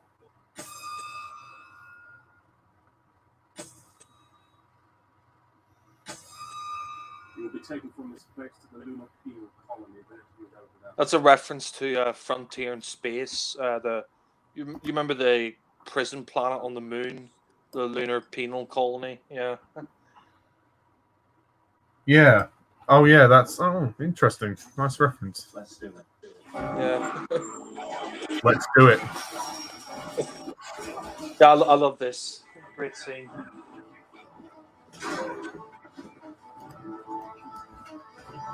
I really like the look of shock on the Doctor's face. Like he wouldn't listen to anyone for a while there or react at all because he's just so kind of devastated that Rose was killed. But yeah. Yeah. It's a great shot of him with the gun as well. It'd be great to see this in the cinema. It would actually, yeah.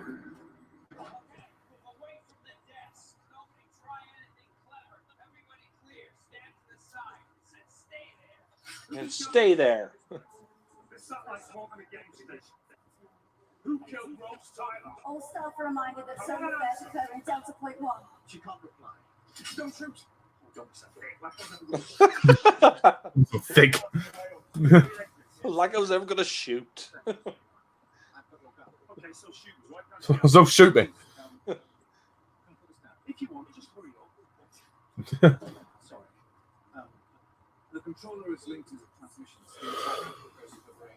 Your connection never stops, so she doesn't recognize your existence. What's her name? I don't know. She's installed when she was 5 years old. God, yeah, 5 years old. Fucking hell. Yeah. How'd she survive this long? Well, that stuff you're saying about something going on with the game station. I mean, I suppose they feed her and all that through those tubes, but Yeah. Kind of sick when you think about it. yeah. Sort of guy. Great line. The TARDIS.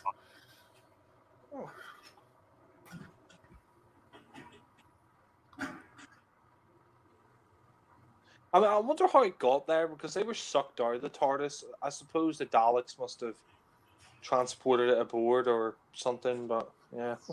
Yeah, well, if you remember, there was a clip earlier where they showed they showed them the beam coming through the TARDIS. They were all sucked out, so the TARDIS was obviously just moved there. All right, fair enough. Yeah. That's the same staff who execute hundreds of contestants every day. That's just lost the right to eat and now back off. That's great. That's not fair. We're just doing our jobs. That's what the Nazis would say when they sent people to the gas chamber. Oh God.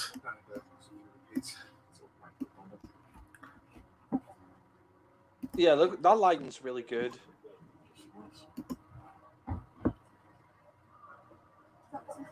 I'm surprised she knows about the Doctor.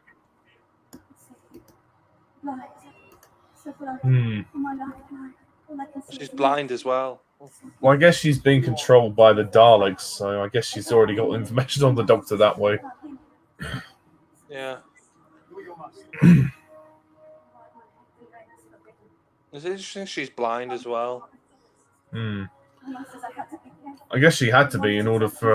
I mean, she's not really a person. She's more, in the words of Obi-Wan Kenobi, she's more machine than man now. Yeah, she's sort of a component of a machine. Yeah. Watching and shaping the earth. So many years.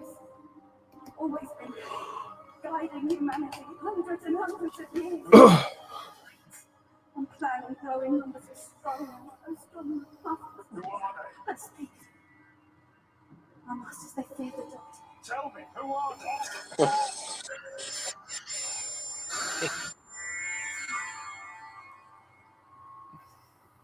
When's the next Sonic play?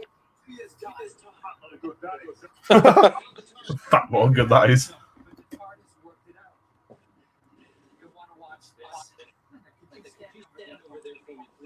just want to go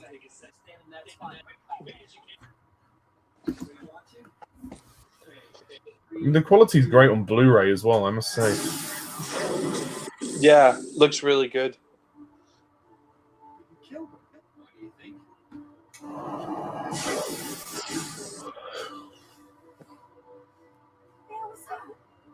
It's a transmat, not a disintegrator, a secondary transmat system. People don't get killed in the games, they get transported across space. Dr. Rose is still alive. I love that. He's just so happy. Hugs him. I love the Dalek ship in this as well. Like, the Dalek ship looks really cool. Really well designed, yeah. I wonder if they did look at the classic series for any set design inspiration. Might have, yeah. I mean, I don't know why, but that set of the ship is reminding me of something in the classic series. I don't know. I can't put my finger on it. But you know what it reminds me of? It kind of reminds me of the Dalek. It reminds me of the Dalek city from the first Dalek story, the William Hartnell story. yeah, that was it. I was just thinking that. You're right. From the Daleks, yeah. Ugh. It's kind of disgusting. You see the holes in her flesh where the cables were, but I love that shot there of the shadow, just the shadow of the Dalek. You know, you don't need to see it on screen. Yeah.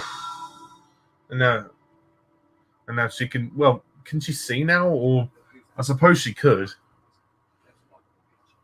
Well, I think she heard the Dalek move, but so I don't know. But I mean, one thing I like about the story as well is the Dalek just shoots her. And does it. One thing I like as well is about the story is the Dalek just shoots her. You know, it doesn't say exterminate. Like sometimes you don't need the Daleks to say exterminate. Sometimes it's just better if they just shoot the person and kill them. It's more effective. But yeah, they do. They can overuse that phrase, but it's you know, it's good to kind of build up to them and reveal them slowly. You know, I think sometimes makes them a bit more sinister. Yeah, no, I agree. And, like in Resurrection of the Daleks with Davison, they don't always say exterminate. They're mostly just this physical force and this presence. They kill so many people. Yeah, there's a great moment I think in Dalek's master plan where this guy. I mean, he great music here. I love that. I love the shot of the saucers, but yeah, there's a great scene in Dalek Invasion of Earth where, sorry, not Dalek Invasion of Dalek's Master Plan, where there's this guy just walking through the jungle terrified, and then he sees this Dalek, he falls to his knees, and the Dalek just kills him. But yeah, yeah, and it's quite a big return for the Daleks. I know we had the single Dalek in the earlier story in the season, but yeah. This is like their first big appearance, really, in the new series. Yeah, No, I'm glad that it's more than one Dalek. It's a whole army of Daleks because it definitely makes them more of a threat. I mean, one Dalek is a threat, but to have a whole like army of them is just quite It impressive. raises the stakes as well, and also having the Emperor back as well. That's something we haven't seen for quite a long time.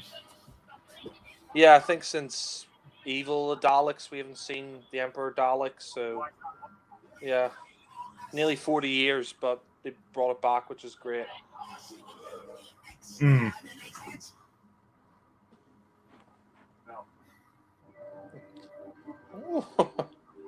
I love that. Was just like no. Yeah. I said no. I said no. It means no. No! Because this is what I'm going to do.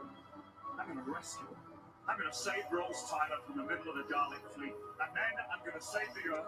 And then, just to finish off, I'm going to wipe every last stinking Dalek out of this sky. Once again, you see the hatred for the Daleks really come across very well with Eccleston. Yeah. Now, doesn't that scare you to death? Rose? Yes, Doctor? I'm coming to get you. This is a great scene, and it's a great way to sort of end this part. It's a great sort of cliffhanger for this episode. This is such a fantastic story. I mean, Eccleston could not have had a better exit, Yeah, I agree. And yeah, this is just a great bit of acting from Eccleston as well.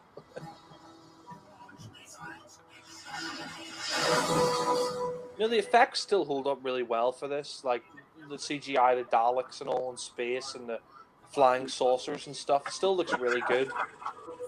Yeah. Well, considering that this was 2005 and they're on a TV budget, it's not bad. Yeah. And that's the thing with Doctor Who, bringing it back. If they were going to do it, they needed to do it right, and they needed to have the right amount of money to invest in it. And they do. They did, and Russell was lucky enough. Yeah. And it was exciting. He modernized it. He totally modernized the show. Yeah. You see, that's what you do next time trailer. Like, the Doctor says, how do you survive the Time War? And he says they survived through me. But they didn't show the Emperor Dalek. That was good. That was how you do it next time trailer, but yeah. Exactly. And I'm glad that Russell got the chance to bring Doctor Who back and give it the love it deserved and put the passion into it that it needed, and yeah, he did wonders for it. And yeah, it's going to be sad watching this episode now. Parting of the Ways. Eccleston's the last episode.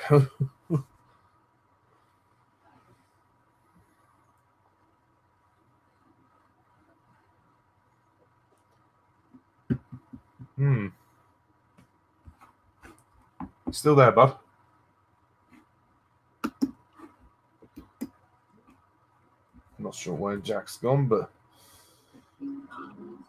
yeah. Here we go.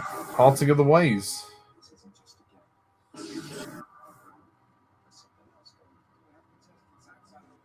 You still there, buddy? Continue.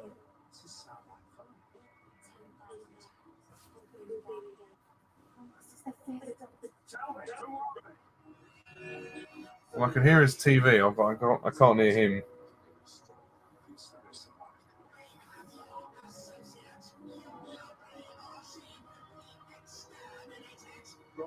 Yes, Doctor?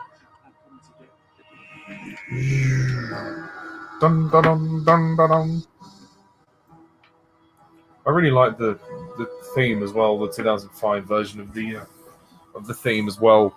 It's really good, and I know they changed it for 2008 as well. Although they slightly remixed it, which was good. But yeah, great version of the theme. I mean, the titles are great, but I would have liked the respective Doctors to appear in, like, have their faces in the sequence, like Eccleston and Tennant. But that's only a minor thing.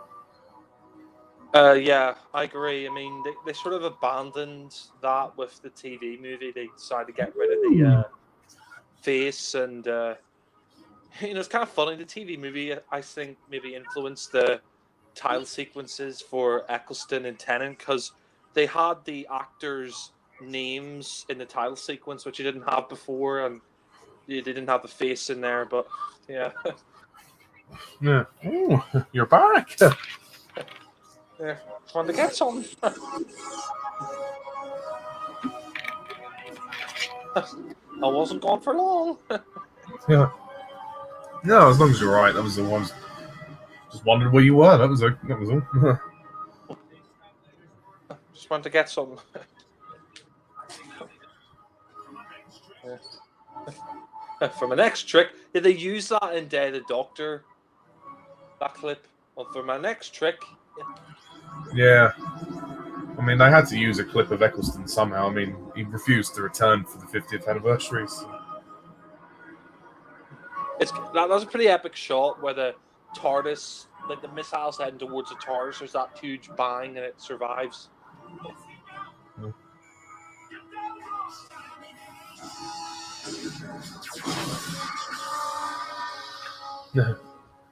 That's the defabricator. Yeah.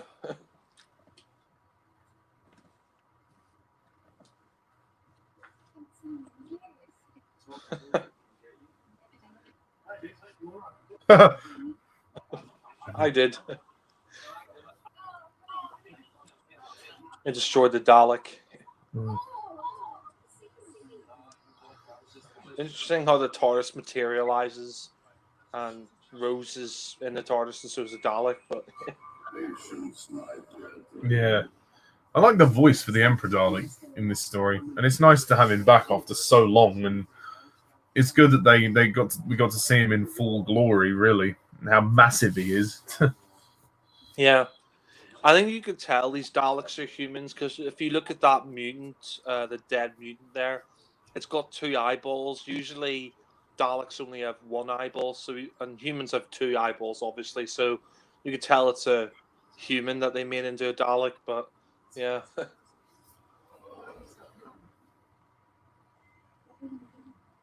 Mm. No good stood round me chin wagging. Yeah. Alex got the answers. Let's go meet the neighbours. let's go meet the neighbours.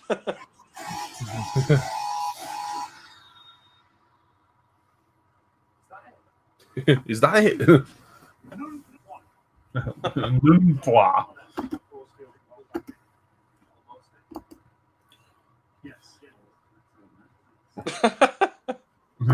Oh.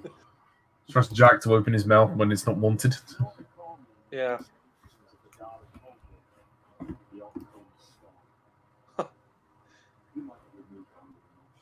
That's just a great line, the oncoming storm.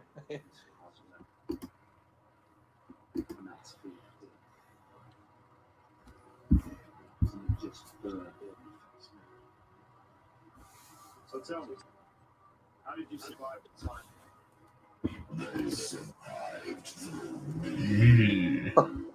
Uh-oh. Fucking hell, he's massive. Yeah. I really love the look of the Emperor Dalek, like the see-through glass of the mutant inside, and it looks really cool. It does actually, yeah. It's nice to have a sort of big scale villain, I suppose, for the last story in the season, and for Eccleston's last story. Yeah.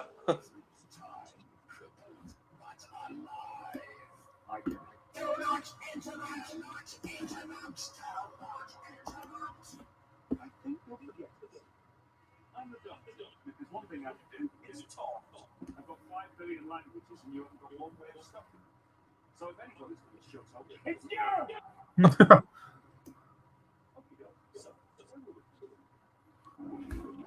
I like as well how Nicholas Briggs sort of lowers his voice to play the Dalek Emperor, sort of makes a distinction. And yeah, I mean, it's great they brought back the Emperor. And yeah, he's a great sort of threat for the Doctor. And I think he's one of the only Daleks who survived the Time War, and then he rebuilt the Daleks.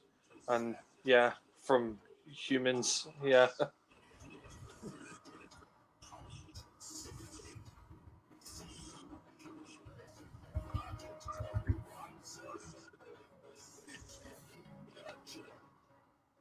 created an army of Daleks out of the dead. That makes him like human. Ugh.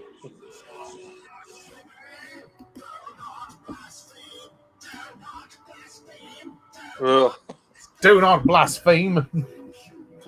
That, can you imagine a Sean Connery Dalek? That's for blasphemy. That's for blasphemy. Yeah. Since when did the Daleks have a concept of blasphemy? Yeah, that's true. When did they have a concept of blasphemy? Well, I suppose he put that into them. Yeah.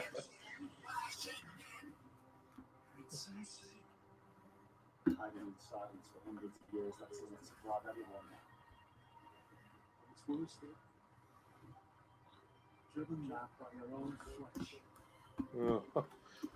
This is big thing for humanity. You hate your own existence. Your own existence. I mean, yeah, and that's the thing. Yeah, like you said, you can tell they're humans because there's still that tiny little bit of emotion left in them. Yeah. I love that bit with Eccleston there. He's like driven mad by your own flesh. This shot here is really powerful, I think, where he's got his head against the door, like, you know, oh my god, am I gonna, you know, make it out of this? You know, yeah. Yeah, exactly. He doesn't know what the best thing to do is, really. Yeah, I mean, you know, the idea of turning humans into Daleks, they sort of did that with Revelation of the Daleks with Colin Baker, where Davros was turning humans on Necros into Daleks. So it's kind of interesting they revisit that here with the Emperor turning all the humans into Daleks. But yeah,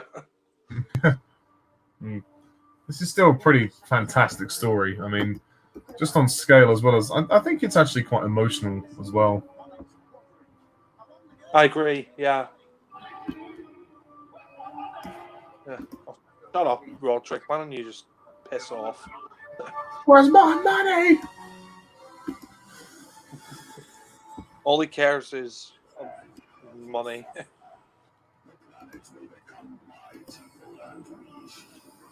You know, as a kid, I always wanted a Dalek Emperor toy. Oh yeah, they did release one, didn't they? I don't think they did. They might have. I don't know, but yeah.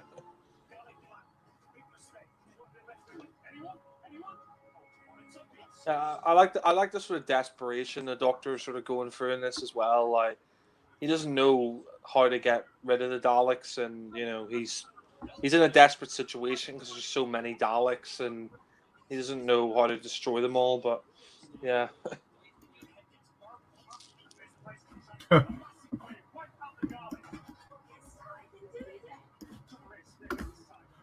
God, that look on Rose's face. And when Linda said, "Get started, do it," then the look on Rose's face is like, you know, I don't like you.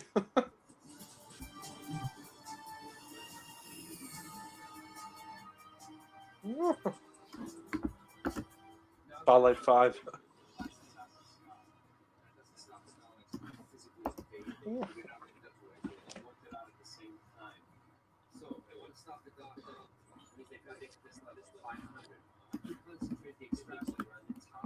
You Van Staten have let it loose.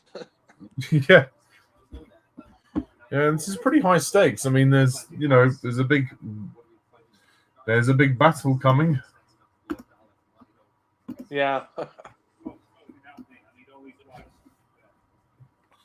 It's kind of funny, like this story ends Eccleston here, and it's a Dalek story, but like Patrick Troughton's first story is a Dalek story, so it's kind of funny how sometimes the Daleks can come at the start of a Doctor's era or the end of a Doctor's era, but yeah. Yeah.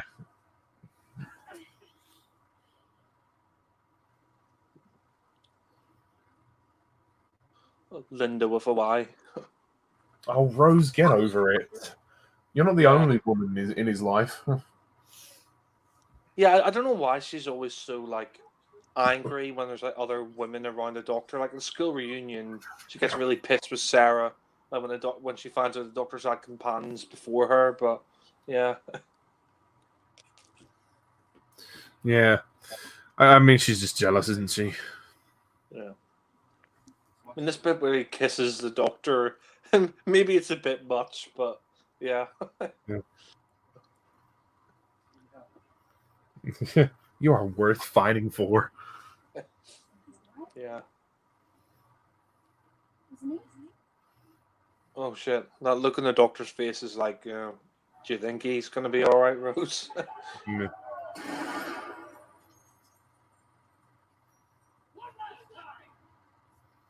Any more volunteers?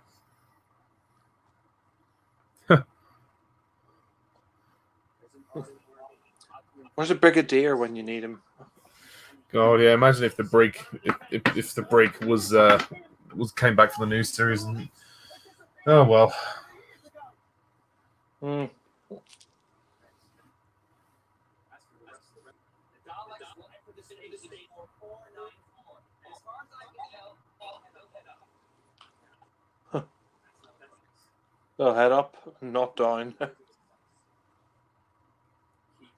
quiet. You just find out. You hear us die. Then tell me that the Daleks aren't real. Ooh. Quite a powerful bit there. It's like, oh, if you hear us dying, then tell us that the Daleks aren't real. Yeah, well, I mean, he has a point. I mean, the way this is shot and filmed, it's like a movie. It is. I mean, you could argue like they have sort of just under the budget of what would be a small scale film. I mean, they do their best to make some of the stories feel cinematic. I mean, I could see this on the big screen. I'd love to, but yeah. Yeah. It's hard to believe it was 15 years ago as well. Yeah, that is crazy.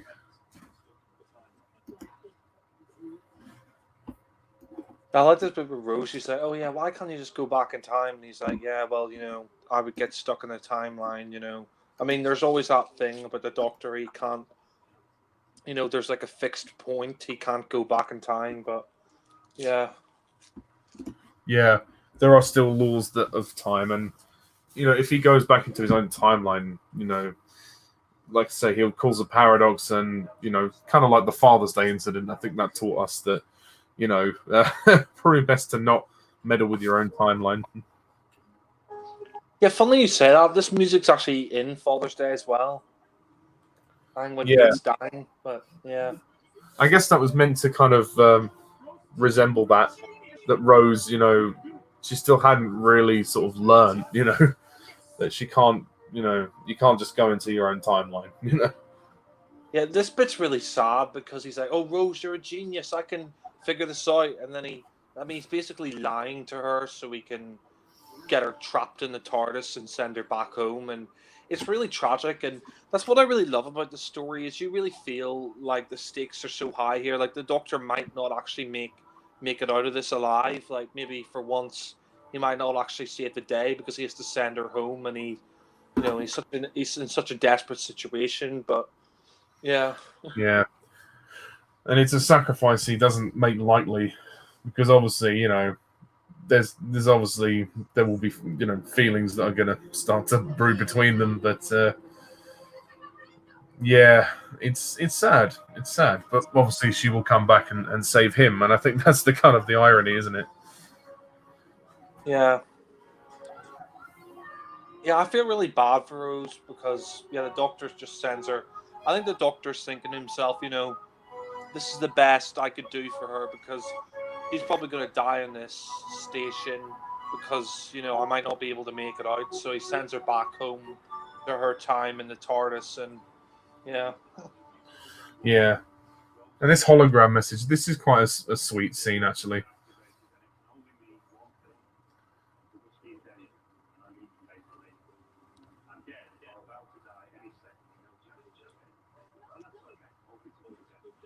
Dun, dun. kind of a tragic scene. He's like, he's that's yeah. Emergency program warning, facing an enemy. They should never get their hands on this. It's kind of sad when he says, "Oh, just let the box die." It'll just be a strange police box on a street corner. Let it gather dust. Yeah. Yeah. And then little does he know, sometimes his companions surprise him, and Rose saves him. Yeah. But yeah, this is a very sad scene. Yeah, I wonder how did the hologram know that she was there? Like, I'm wondering if he's recorded this message like live, and he somehow the TARDIS knows where she is, so hologram could turn around to her. But yeah, I mean, it's still a great bit where he's like, "Oh, have a good life, have a fantastic life." But yeah, I wonder actually whether he was. I think he may have been broadcasting himself from Satellite 5. Maybe he could kind of see her through a feed or something. Yeah, that's what I was thinking. Yeah.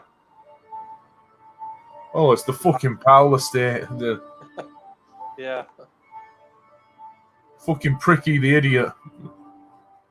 And the Daleks won't be invading the estate. There'll be nothing valuable for them there. Yeah. Yeah. Ugh. Can you imagine if they turn Jackie into a Dalek? God. Wow, they turn her into a Cyberman in Age of Steel. Yeah. Anything's possible.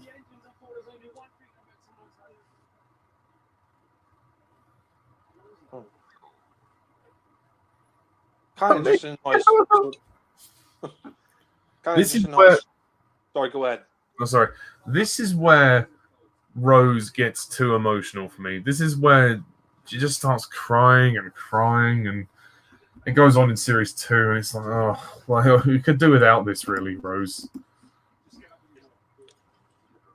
I understand why she's upset, because the doctor's facing death, but yeah, this is quite good with the Emperor Dalek, where he's like, "Oh, tell him the truth. If you destroy the Delta Wave, if you activate the Delta Wave, you're gonna wipe out, you're gonna wipe out every human on Earth as well. So technically, the Doctor's gonna commit genocide of the Daleks and the humans, which is, quite quite dark, but yeah."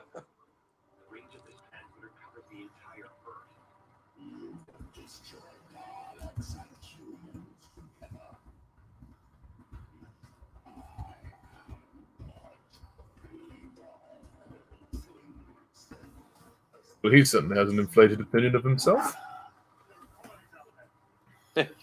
Yeah. And again, these last few scenes with Christopher Eccleston really are some of his best. I think he really is giving it his all. Yeah.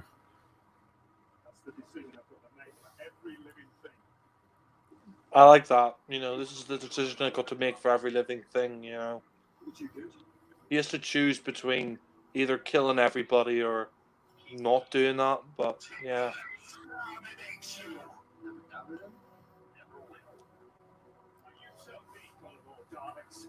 There's one thing I never worked out. The words of Van Wolf spread across time and space everywhere, drawing near. How'd you manage that? I did nothing. Oh, come on. There's no secrets now, your worship. They're not part of my design. This is the truth of gold. It's interesting how Rose works it out. She's the one who works out like Bad Wolf and the Heart of the TARDIS and all that. But yeah. She's just sitting there eating chips. Yeah, this scene, she just gets a bit bitchy, and she's like, I'm just sitting here eating chips. Like, yeah, she just starts moaning a bit more, and it gets slightly annoying. She's still a good companion. I still like Rose, but yeah, she's a bit too emotional. Yeah, and it's like, be a bit more grateful, Jackie's right. You know, I love that man now because he did the right thing. He sent me back to you.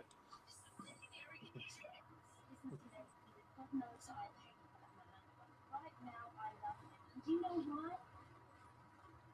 He did the right thing. He sent you back, isn't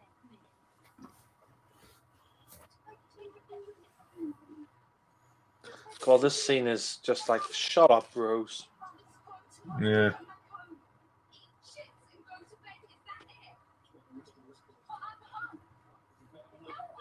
Yeah, I like that with Mickey. Where it's like, oh, yeah, Mickey, where he says, well, because you're better than us. Like, I think she does think in some way she's better than them because, you know, she's going in the TARDIS with the Doctor and traveling the universe and stuff. I think she's a bit entitled here, but yeah. Yeah. Well, she doesn't mean to be, but yeah, I suppose it would come across that way.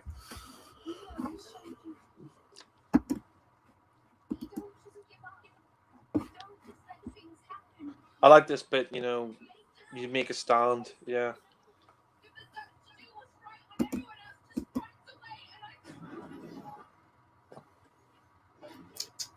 Tut tut. Yeah, must be in her period. Oh, come on. That's a bit far. I was joking. Yeah. I apologise to any female viewers in the audience. It's just a joke. Yeah, I know, but you know, some women do take that pretty personally. But anyway, moving on.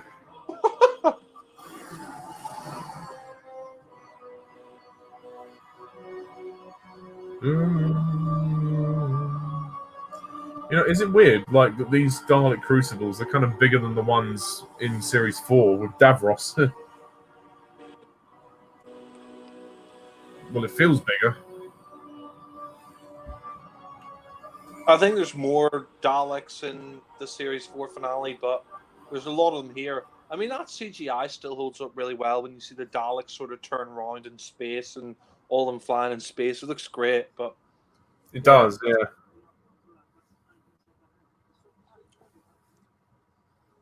Bad Wolf. Oh. I'm not an idiot.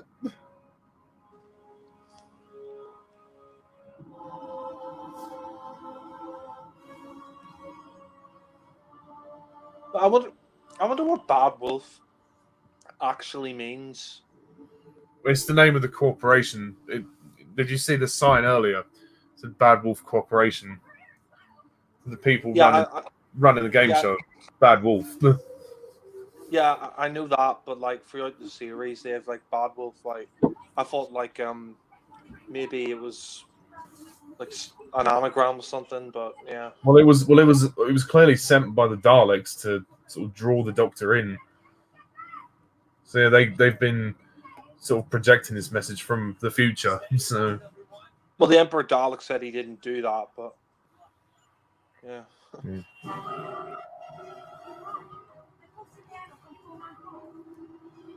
Oh, maybe it was Linda.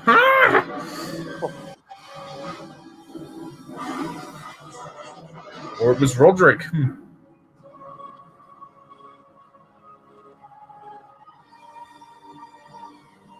494. They should have landed on the platform 333 or 333, but yeah. Platform 9 3/4.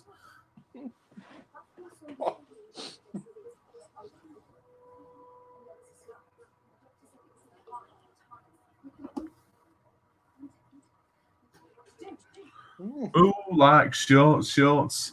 We like shorts. Go home and have your lovely beans on toast.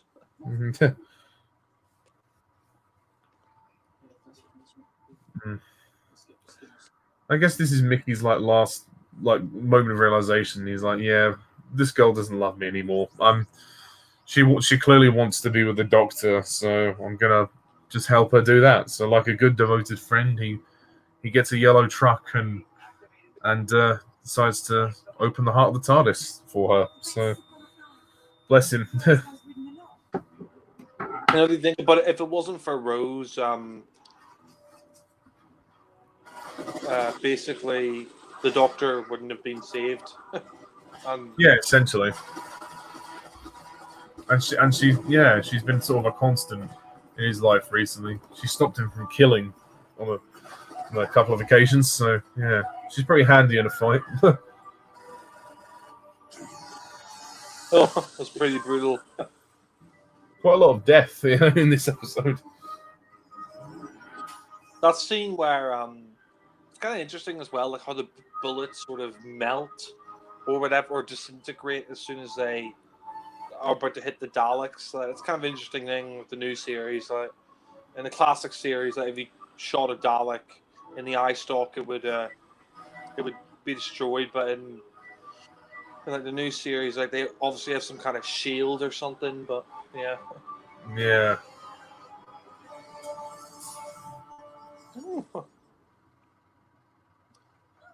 Hey Rose, go get the safety scissors and glitter. Rose, get the tin dog. Yeah. Do you have like a drill attachment? We are in a car. Do you have like a low picking device? We are in a car. Oh god, you imagine that Ricky like got in a car that could like travel through space, like rabs it into the Emperor Dalek. Oh, we're in the car. You know, that's the saddest death. The android gets killed. Yeah. Yeah, it got destroyed. Yeah.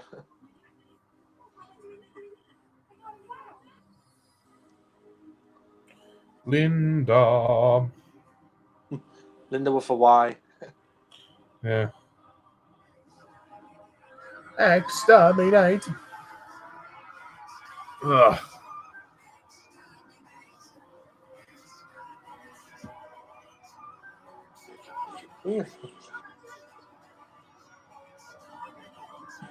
Yeah.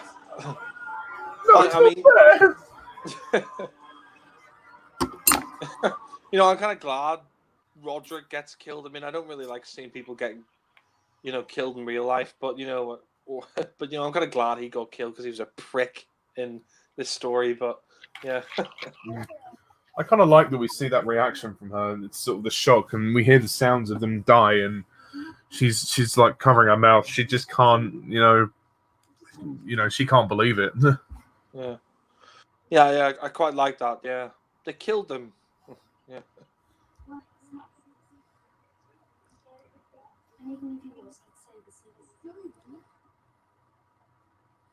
Tell me to try anything.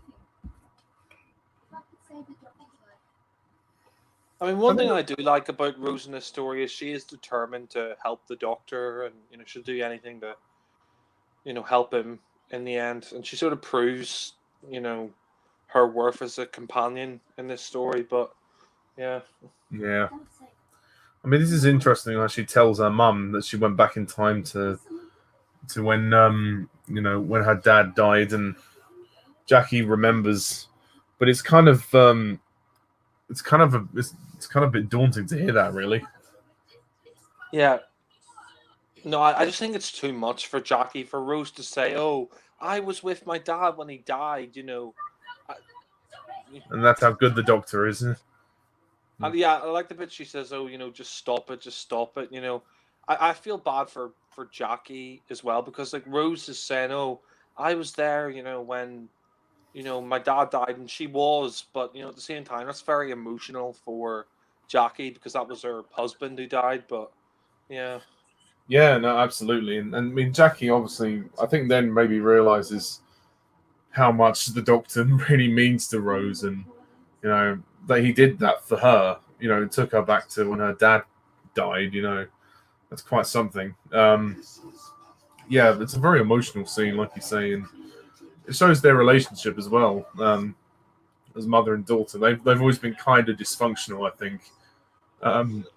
Jackie's not really sort of thought much of Rose in terms of what she can do with her life because she hasn't achieved much. And they live in a council flat, but Rose is trying to make something of her life now. And I think Jackie realizes that, this is Rose's calling. She wants to travel the world with the Doctor. So, yeah, I guess she's just now trying to support her daughter, which is nice. So yeah, I think they become a bit closer actually, as in series 2. Yeah. Yeah, I agree. I mean, I like that scene there with the two characters, like when they got the machine guns and they're talking to each other, and he says, "Oh, after this, you want to get a drink or whatever," and you can tell he sort of fancies her, and it's kind of nice, like to have those sort of character moments, like she sort of winks at him, but yeah, Yeah. And considering they're only brief characters as well, and like I mean, you don't need to know too much about them, but it's still quite emotional when she dies, and then he steps out to, yeah, yeah. Never mind why. oh God, Jackie puts it about a bit, doesn't she? Yeah, they must have fucked Rodrigo, but yeah. He owes me a favor. Well, I think maybe they had something in the past, shall we say, and it's like, now you owe me. Yeah. This is a really good scene.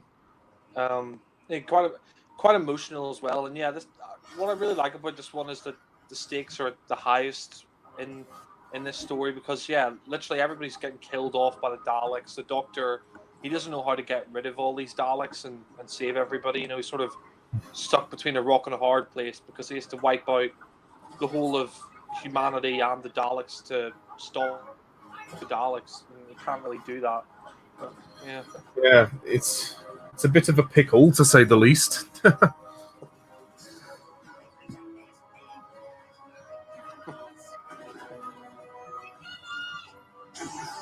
Oh shit.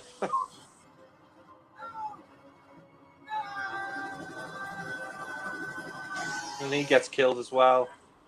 Kind of sad.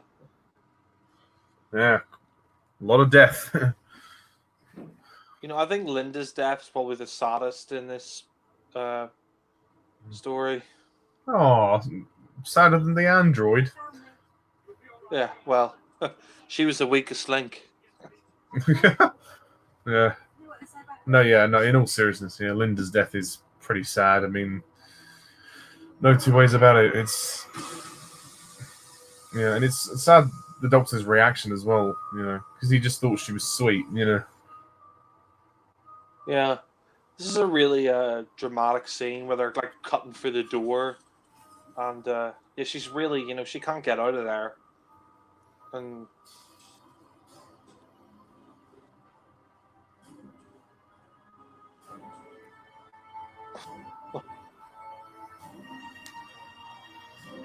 the music's great. I love how the Daleks just rise up from behind her, from outside. Yeah. I love as well. It's like you don't even hear them say exterminate, but you see the lights flash, which I mean, they're obviously saying exterminate, but yeah, really well directed. I mean, because you can imagine what happens afterwards. She obviously she's been exterminated, but then she probably gets sucked down in space. Yeah. I love that look on Eccleston's face as well. Like, he hears her death and he's like really, really sad and upset about that. But yeah. Yeah, he's got traumatized, and that's the thing. The Doctor struggles to deal with loss quite a lot. Yeah. He's lost a few of his companions and friends along the way. Yeah.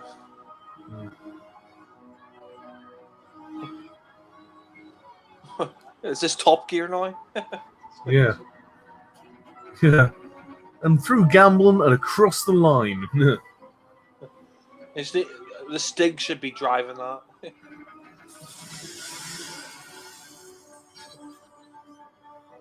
This is a great moment, though. Yeah. I mean, isn't it kind of ironic how it does actually take her back? I don't know what she sort of hoped to achieve. I guess, well, looking into the heart of the TARDIS, she knew that she'd be able to travel back or something. I don't know. I think the heart of the TARDIS, like, it sort of fulfills what you want it to do. Like, I suppose in the case of Margaret, she wanted to have a second chance, so it turned her back into an egg. And with Rose, she wanted to be with the Doctor and like save him. So yeah.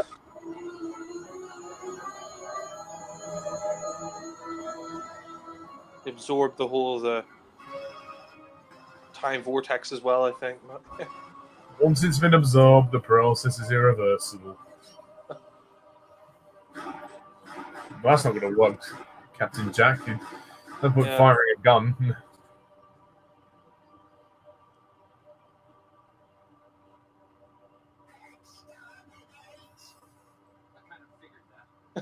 That's quite a good line. Yeah. Funny, then when he's brought back, obviously Rose ends up bringing him back forever, which is not the intention, but yeah, interesting how he ends up living forever. They sort of, you know, it was good as well. At Torchwood showed you what happened to him after the end of this story, because the Doctor just leaves him. I mean, he thinks Jack is dead, but yeah, Yeah. But obviously, Jack had his vortex manipulator, so at least he was able to escape that way. I mean, the Doctor's really he's in a spot here because all the Daleks are surrounding him. Yeah.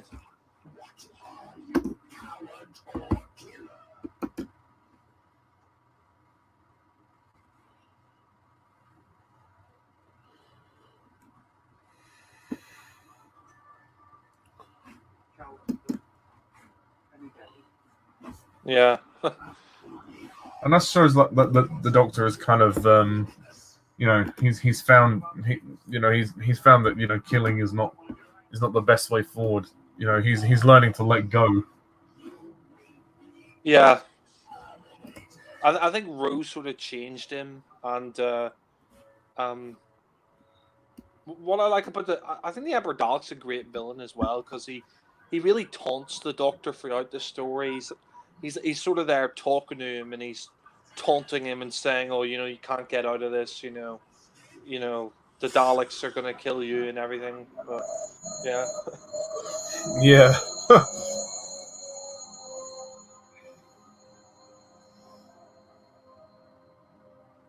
What have you done? I looked into the TARDIS. And the TARDIS looked into me. You looked into the time vortex. What? No one's meant to see that. Oh, you fucking idiot!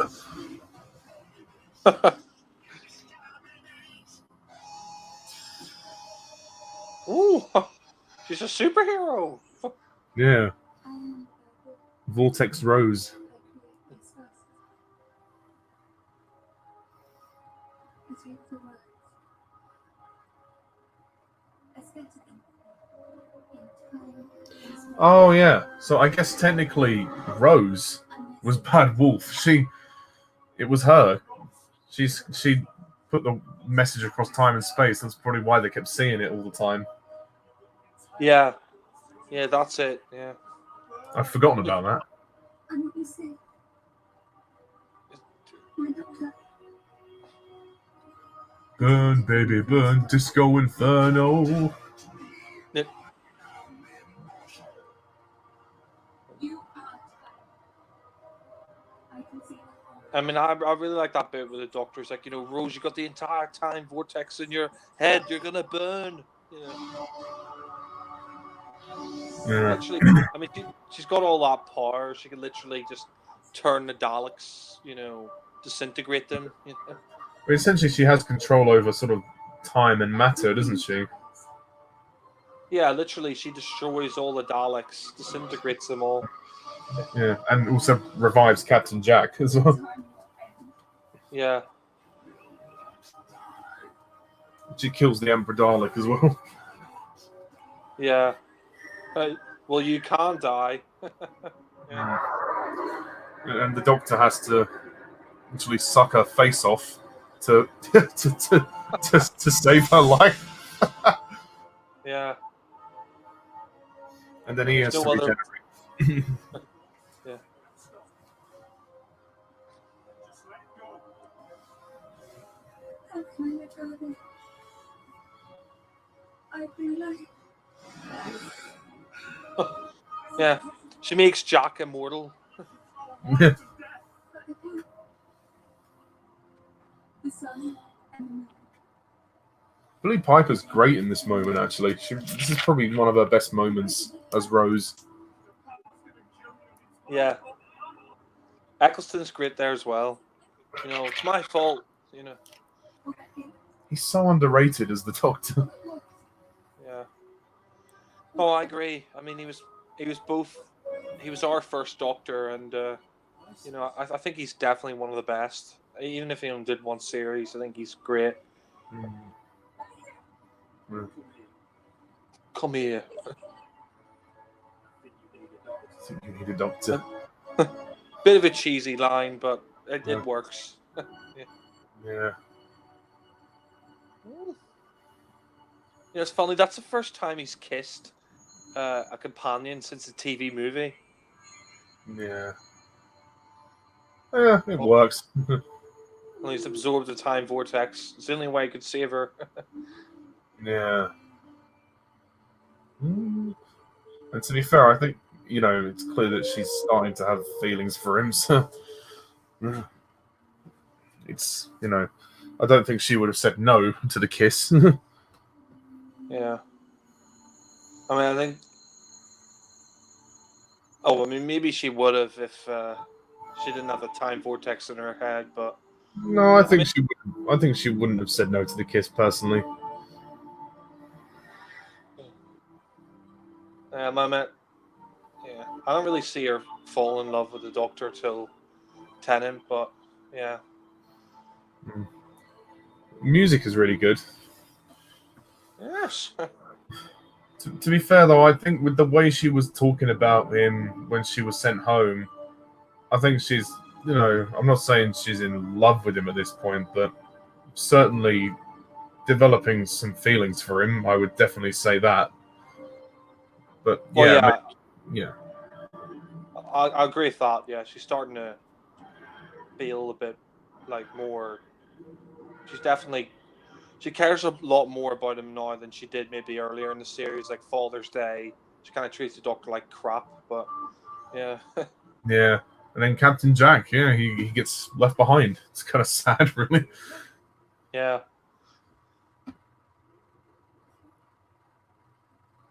What was he saying?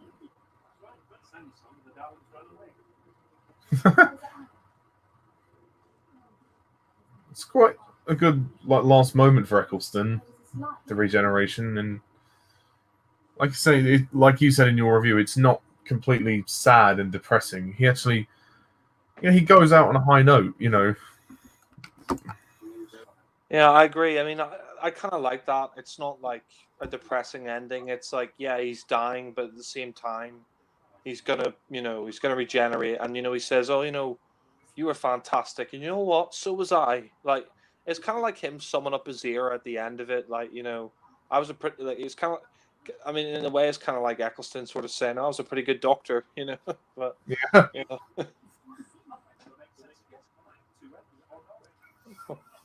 Yeah. Don't say that's an improvement. I like that bit where he's like looking at his hands, like he knows he's going to regenerate. Like, yeah. Yeah. And I quite like the gold effects, the regeneration effects. And it feels a bit more natural. I know that over the years they've had to change the effects to match with the technology they've had, which is fine. Yeah. But I think the gold works for the new series. It works fine.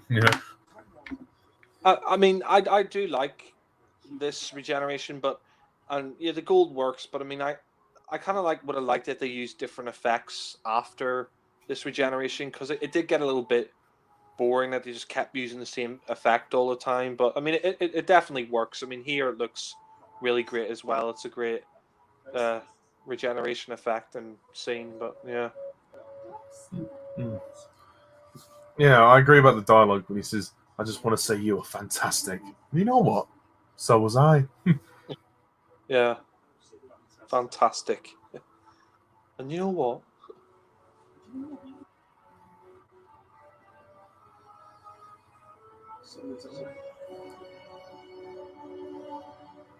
It's nice as well that he's smiling before he regenerates, Yeah. Yeah.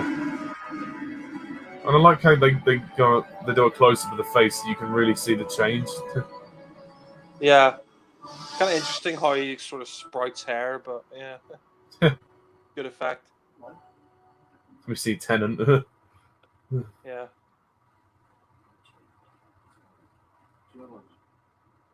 Oh, that's all right. Barcelona. It ends with him smiling. You know, that was fine, and I think it was when Tennant changed to Matt Smith. They had this long subordinate scene with him going, "Oh, he's feeling up his body. He's like, oh, I've got legs and all this. Oh. But yeah, you didn't really need to do that. This was fine, you know. Yeah.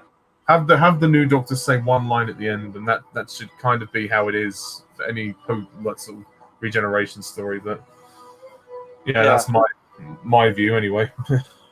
No, I agree. I mean, sometimes you don't really need to say anything when a Doctor regenerates. Like with Pertwee the Baker, just as soon as he regenerated, it cut the credits, and same with Hartnell the Triton, and then there's the same with Tom Baker to Davison. I think it was only really with Davison to Colin Baker they started adding lines in at the end of the story. But I think it works at the end of this. Well, new teeth. That's weird, huh? So where was I? Barcelona. But yeah, I mean, speaking of that scene, I remember watching that back in 2005, and I mean, I never heard of regeneration or anything before. So when Eccleston turned into Tennant, like as a kid, I was kind of confused and I was kind of pissed off and confused because I was like, oh, who's this guy? Who, where's the Doctor? But it was kind of befuddling, wasn't it? I mean, when I first saw it, I think I had to tape the episode because I missed it when it was on. But seeing that for the first time, seeing that regeneration, it was weird. I thought, wow, okay, this guy can change his face. And I was kind of thinking, okay, so he's not the same, but then he is the same. So it was kind of weird and confusing, but it's a concept which is great because it allows the show to continue. But anyway, so final sort of thoughts, really. Obviously, there's two stories, so I guess we'll start with Boomtown. Jack, do you want to give your thoughts on both the stories? Yeah, Boomtown I think is a great episode. It's a very good story in Eccleston's first series. I really enjoyed his only series. in his only series, yeah. But I think it's a really good episode. I think I slightly prefer it to the Slitheen two-parter. But yeah, I think it's a very good story. I like it very much. And yeah, there's some great comedy in there. It's sort of a nice character study of Margaret and the Doctor, and the Doctor sort of contemplating bringing, her to her execution. But yeah, it's a very, very solid story. I can't remember what I gave it in the review. I think I gave it 8 or a 9. So yeah, just watch my review for the rating because I can't remember what I gave it. I think it was 8 or a 9 out of 10. But I think it's it was very good. Yeah, I think it was 9. Yeah. So yeah, I'll give it a 9 out of 10. Yeah, and you want to say anything about Boomtown? Okay, yeah, well, I really like Boomtown. The only things I would say are, I do feel that Mickey is kind of shoehorned into the story, but in a way, I mean, the scenes with him are somewhat important to the relationship with Rose and everything. And Captain Jack gets kind of sidelined, a little bit, to be honest. But it's a great story. I love the chase scene. The chase scene makes me laugh. There's some great comedy in it. Eccleston is funny. And there's some dramatic scenes with the dinner as well. That dinner scene really, telling a sort of similar character arc from the Doctor and Margaret, how they're not actually that different and how they've both, executed and whatnot, and how they both are given second chances, really, which is interesting. And her plan to use the extrapolator to ride herself back to her planet is interesting. It isn't perfect, but I do really like it. And it probably is slightly stronger than the two-parter that preceded it. Sorry, not preceded it, that came before it earlier in the season. And Murray Gold's music as well is superb. It's superb throughout the whole season. So I'd give Boomtown, definitely I'd give it a 9 out of 10. I think it's a great story. It is a short 45-minute episode, but that doesn't matter. It's great. So yeah, and then we obviously move on to his Eccleston's final story, Bad Wolf Parting of the Ways. Yeah, I think it's a great Doctor Who story. A great ending to series 1 or season 27, whatever you want to call it. But yeah, it's a very good story. I think Eccleston is probably his best performance. I think the return of the Daleks is great. The sort of build up to that. I like all the stuff with Big Brother and all that stuff. Yeah, the reality show sort of gone wrong. I kind of like that, the game shows that are going wrong, and I think it's great that they brought back the Emperor Dalek, because the last time we saw him was Evil of Daleks, and I think there's a lot of tension in it. It's a very tension-filled story. You know, the fact that the Doctor's sort of in a desperate situation and he doesn't know whether he's going to get out of it or not, and you know, Rose sort of looking into the heart of the TARDIS and destroying the Daleks, and there's a lot of great scenes in there, like, you know, where the Doctor's like, oh, I'm gonna, you know, just to cop it all off, I'm gonna wipe out every last stinking Dalek out of the sky, and you know, really great acting from Eccleston, and I love his regeneration as well. I think it's handled really well, and yeah, I mean, I think Eccleston was a great Doctor. I mean, he's definitely, I think, probably one of the most underrated Doctors, and even though he only did one series, I think he did an excellent job, and I think he's one of the best Doctors of the new series, and yeah, he was a really great Doctor. He was my first Doctor, so I'll always have affection for Eccleston, and I thought he did a great job. He sort of brought that darker stuff into it, and he was good at the comedy as well, so I thought it was a great send-off for him, and in conclusion, I don't really have any problems with it, so I give it a 10 out of 10, but yeah. Awesome. Yeah, I mean, I pretty much agree. Well, there's not much else to say. It's a great exit story for Eccleston and a great end to his one and only season. Yeah, well, Christopher Eccleston's era begins and ends with one season, but he's not the shortest serving Doctor, so you can say that much. Paul McGann. Yeah, exactly. I think it helped that he had Russell T Davies and a great team of writers behind him with his series. There is not a bad story in his series.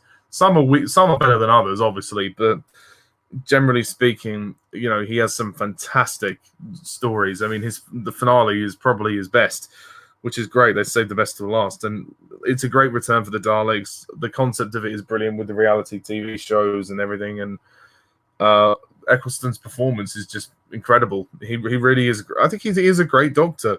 He could have been one of the greatest if he'd stayed longer, but sadly he fell out with the higher ups of the BBC, so that wasn't possible. But alas, his successor would prove to be very popular, David Tennant. But Eccleston, he helped bring the show back, and I don't believe he gets enough credit for what he did with the part. Yeah. Yeah, you could argue his costume's a bit basic and whatnot, and you know, he probably wasn't the most comedic Doctor, but he handled the dramatic stuff really well. He's a great dramatic actor, and his chemistry on screen with John Barrowman and Billie Piper are also very good. And yeah, I mean, he didn't obviously have many companions, only, well, two, basically, I guess, Rose and Captain Jack. Yeah, but the story itself, obviously, is very interesting, very clever, paced really well. I like Jackie and Mickey's involvement as well, and the regeneration itself is very well done. And he sort of, Eccleston goes out on kind of a triumphant end, you know. He goes out on a high note, which I like, and you know, he leaves with a smile on his face, so that's nice. And then David Tennant making his cameo scene at the end is interesting. So yeah. I mean, overall, I have to give this story a 10 out of 10. It is a shame Eccleston only stayed 1 year in the role, but oh well, it's just the way it worked out. It would have been interesting to see Series 2 if Christopher Eccleston had stayed. Well, Series 2 or Season 28, whichever way you want to phrase it. So, yeah, I definitely give this story a 10 out of 10, easily. So that pretty much wraps this up. It's quite late, so I think we'll call it a night. But thanks very much to Jack for joining me, and thank you all for watching and listening, and stay tuned for more future Doctor Who commentaries. So, Jack, is there anything you'd like to say before we close off? No, just go home and have your lovely beans on toast. Yeah, go home and have your lovely beans on toast. Christopher Eccleston, the one and only Northern Doctor. We don't count Jodie Whittaker. Sorry. Well, Paul McGann was Northern as well, but yeah. Oh yeah, that's true. That's true. Well, I mean, Eccleston had more of a distinctive accent, but yeah, that is true actually. But anyway, thank you very much all for watching, and have a good life. Have a fantastic life. See ya. Rose, I'm coming to get you.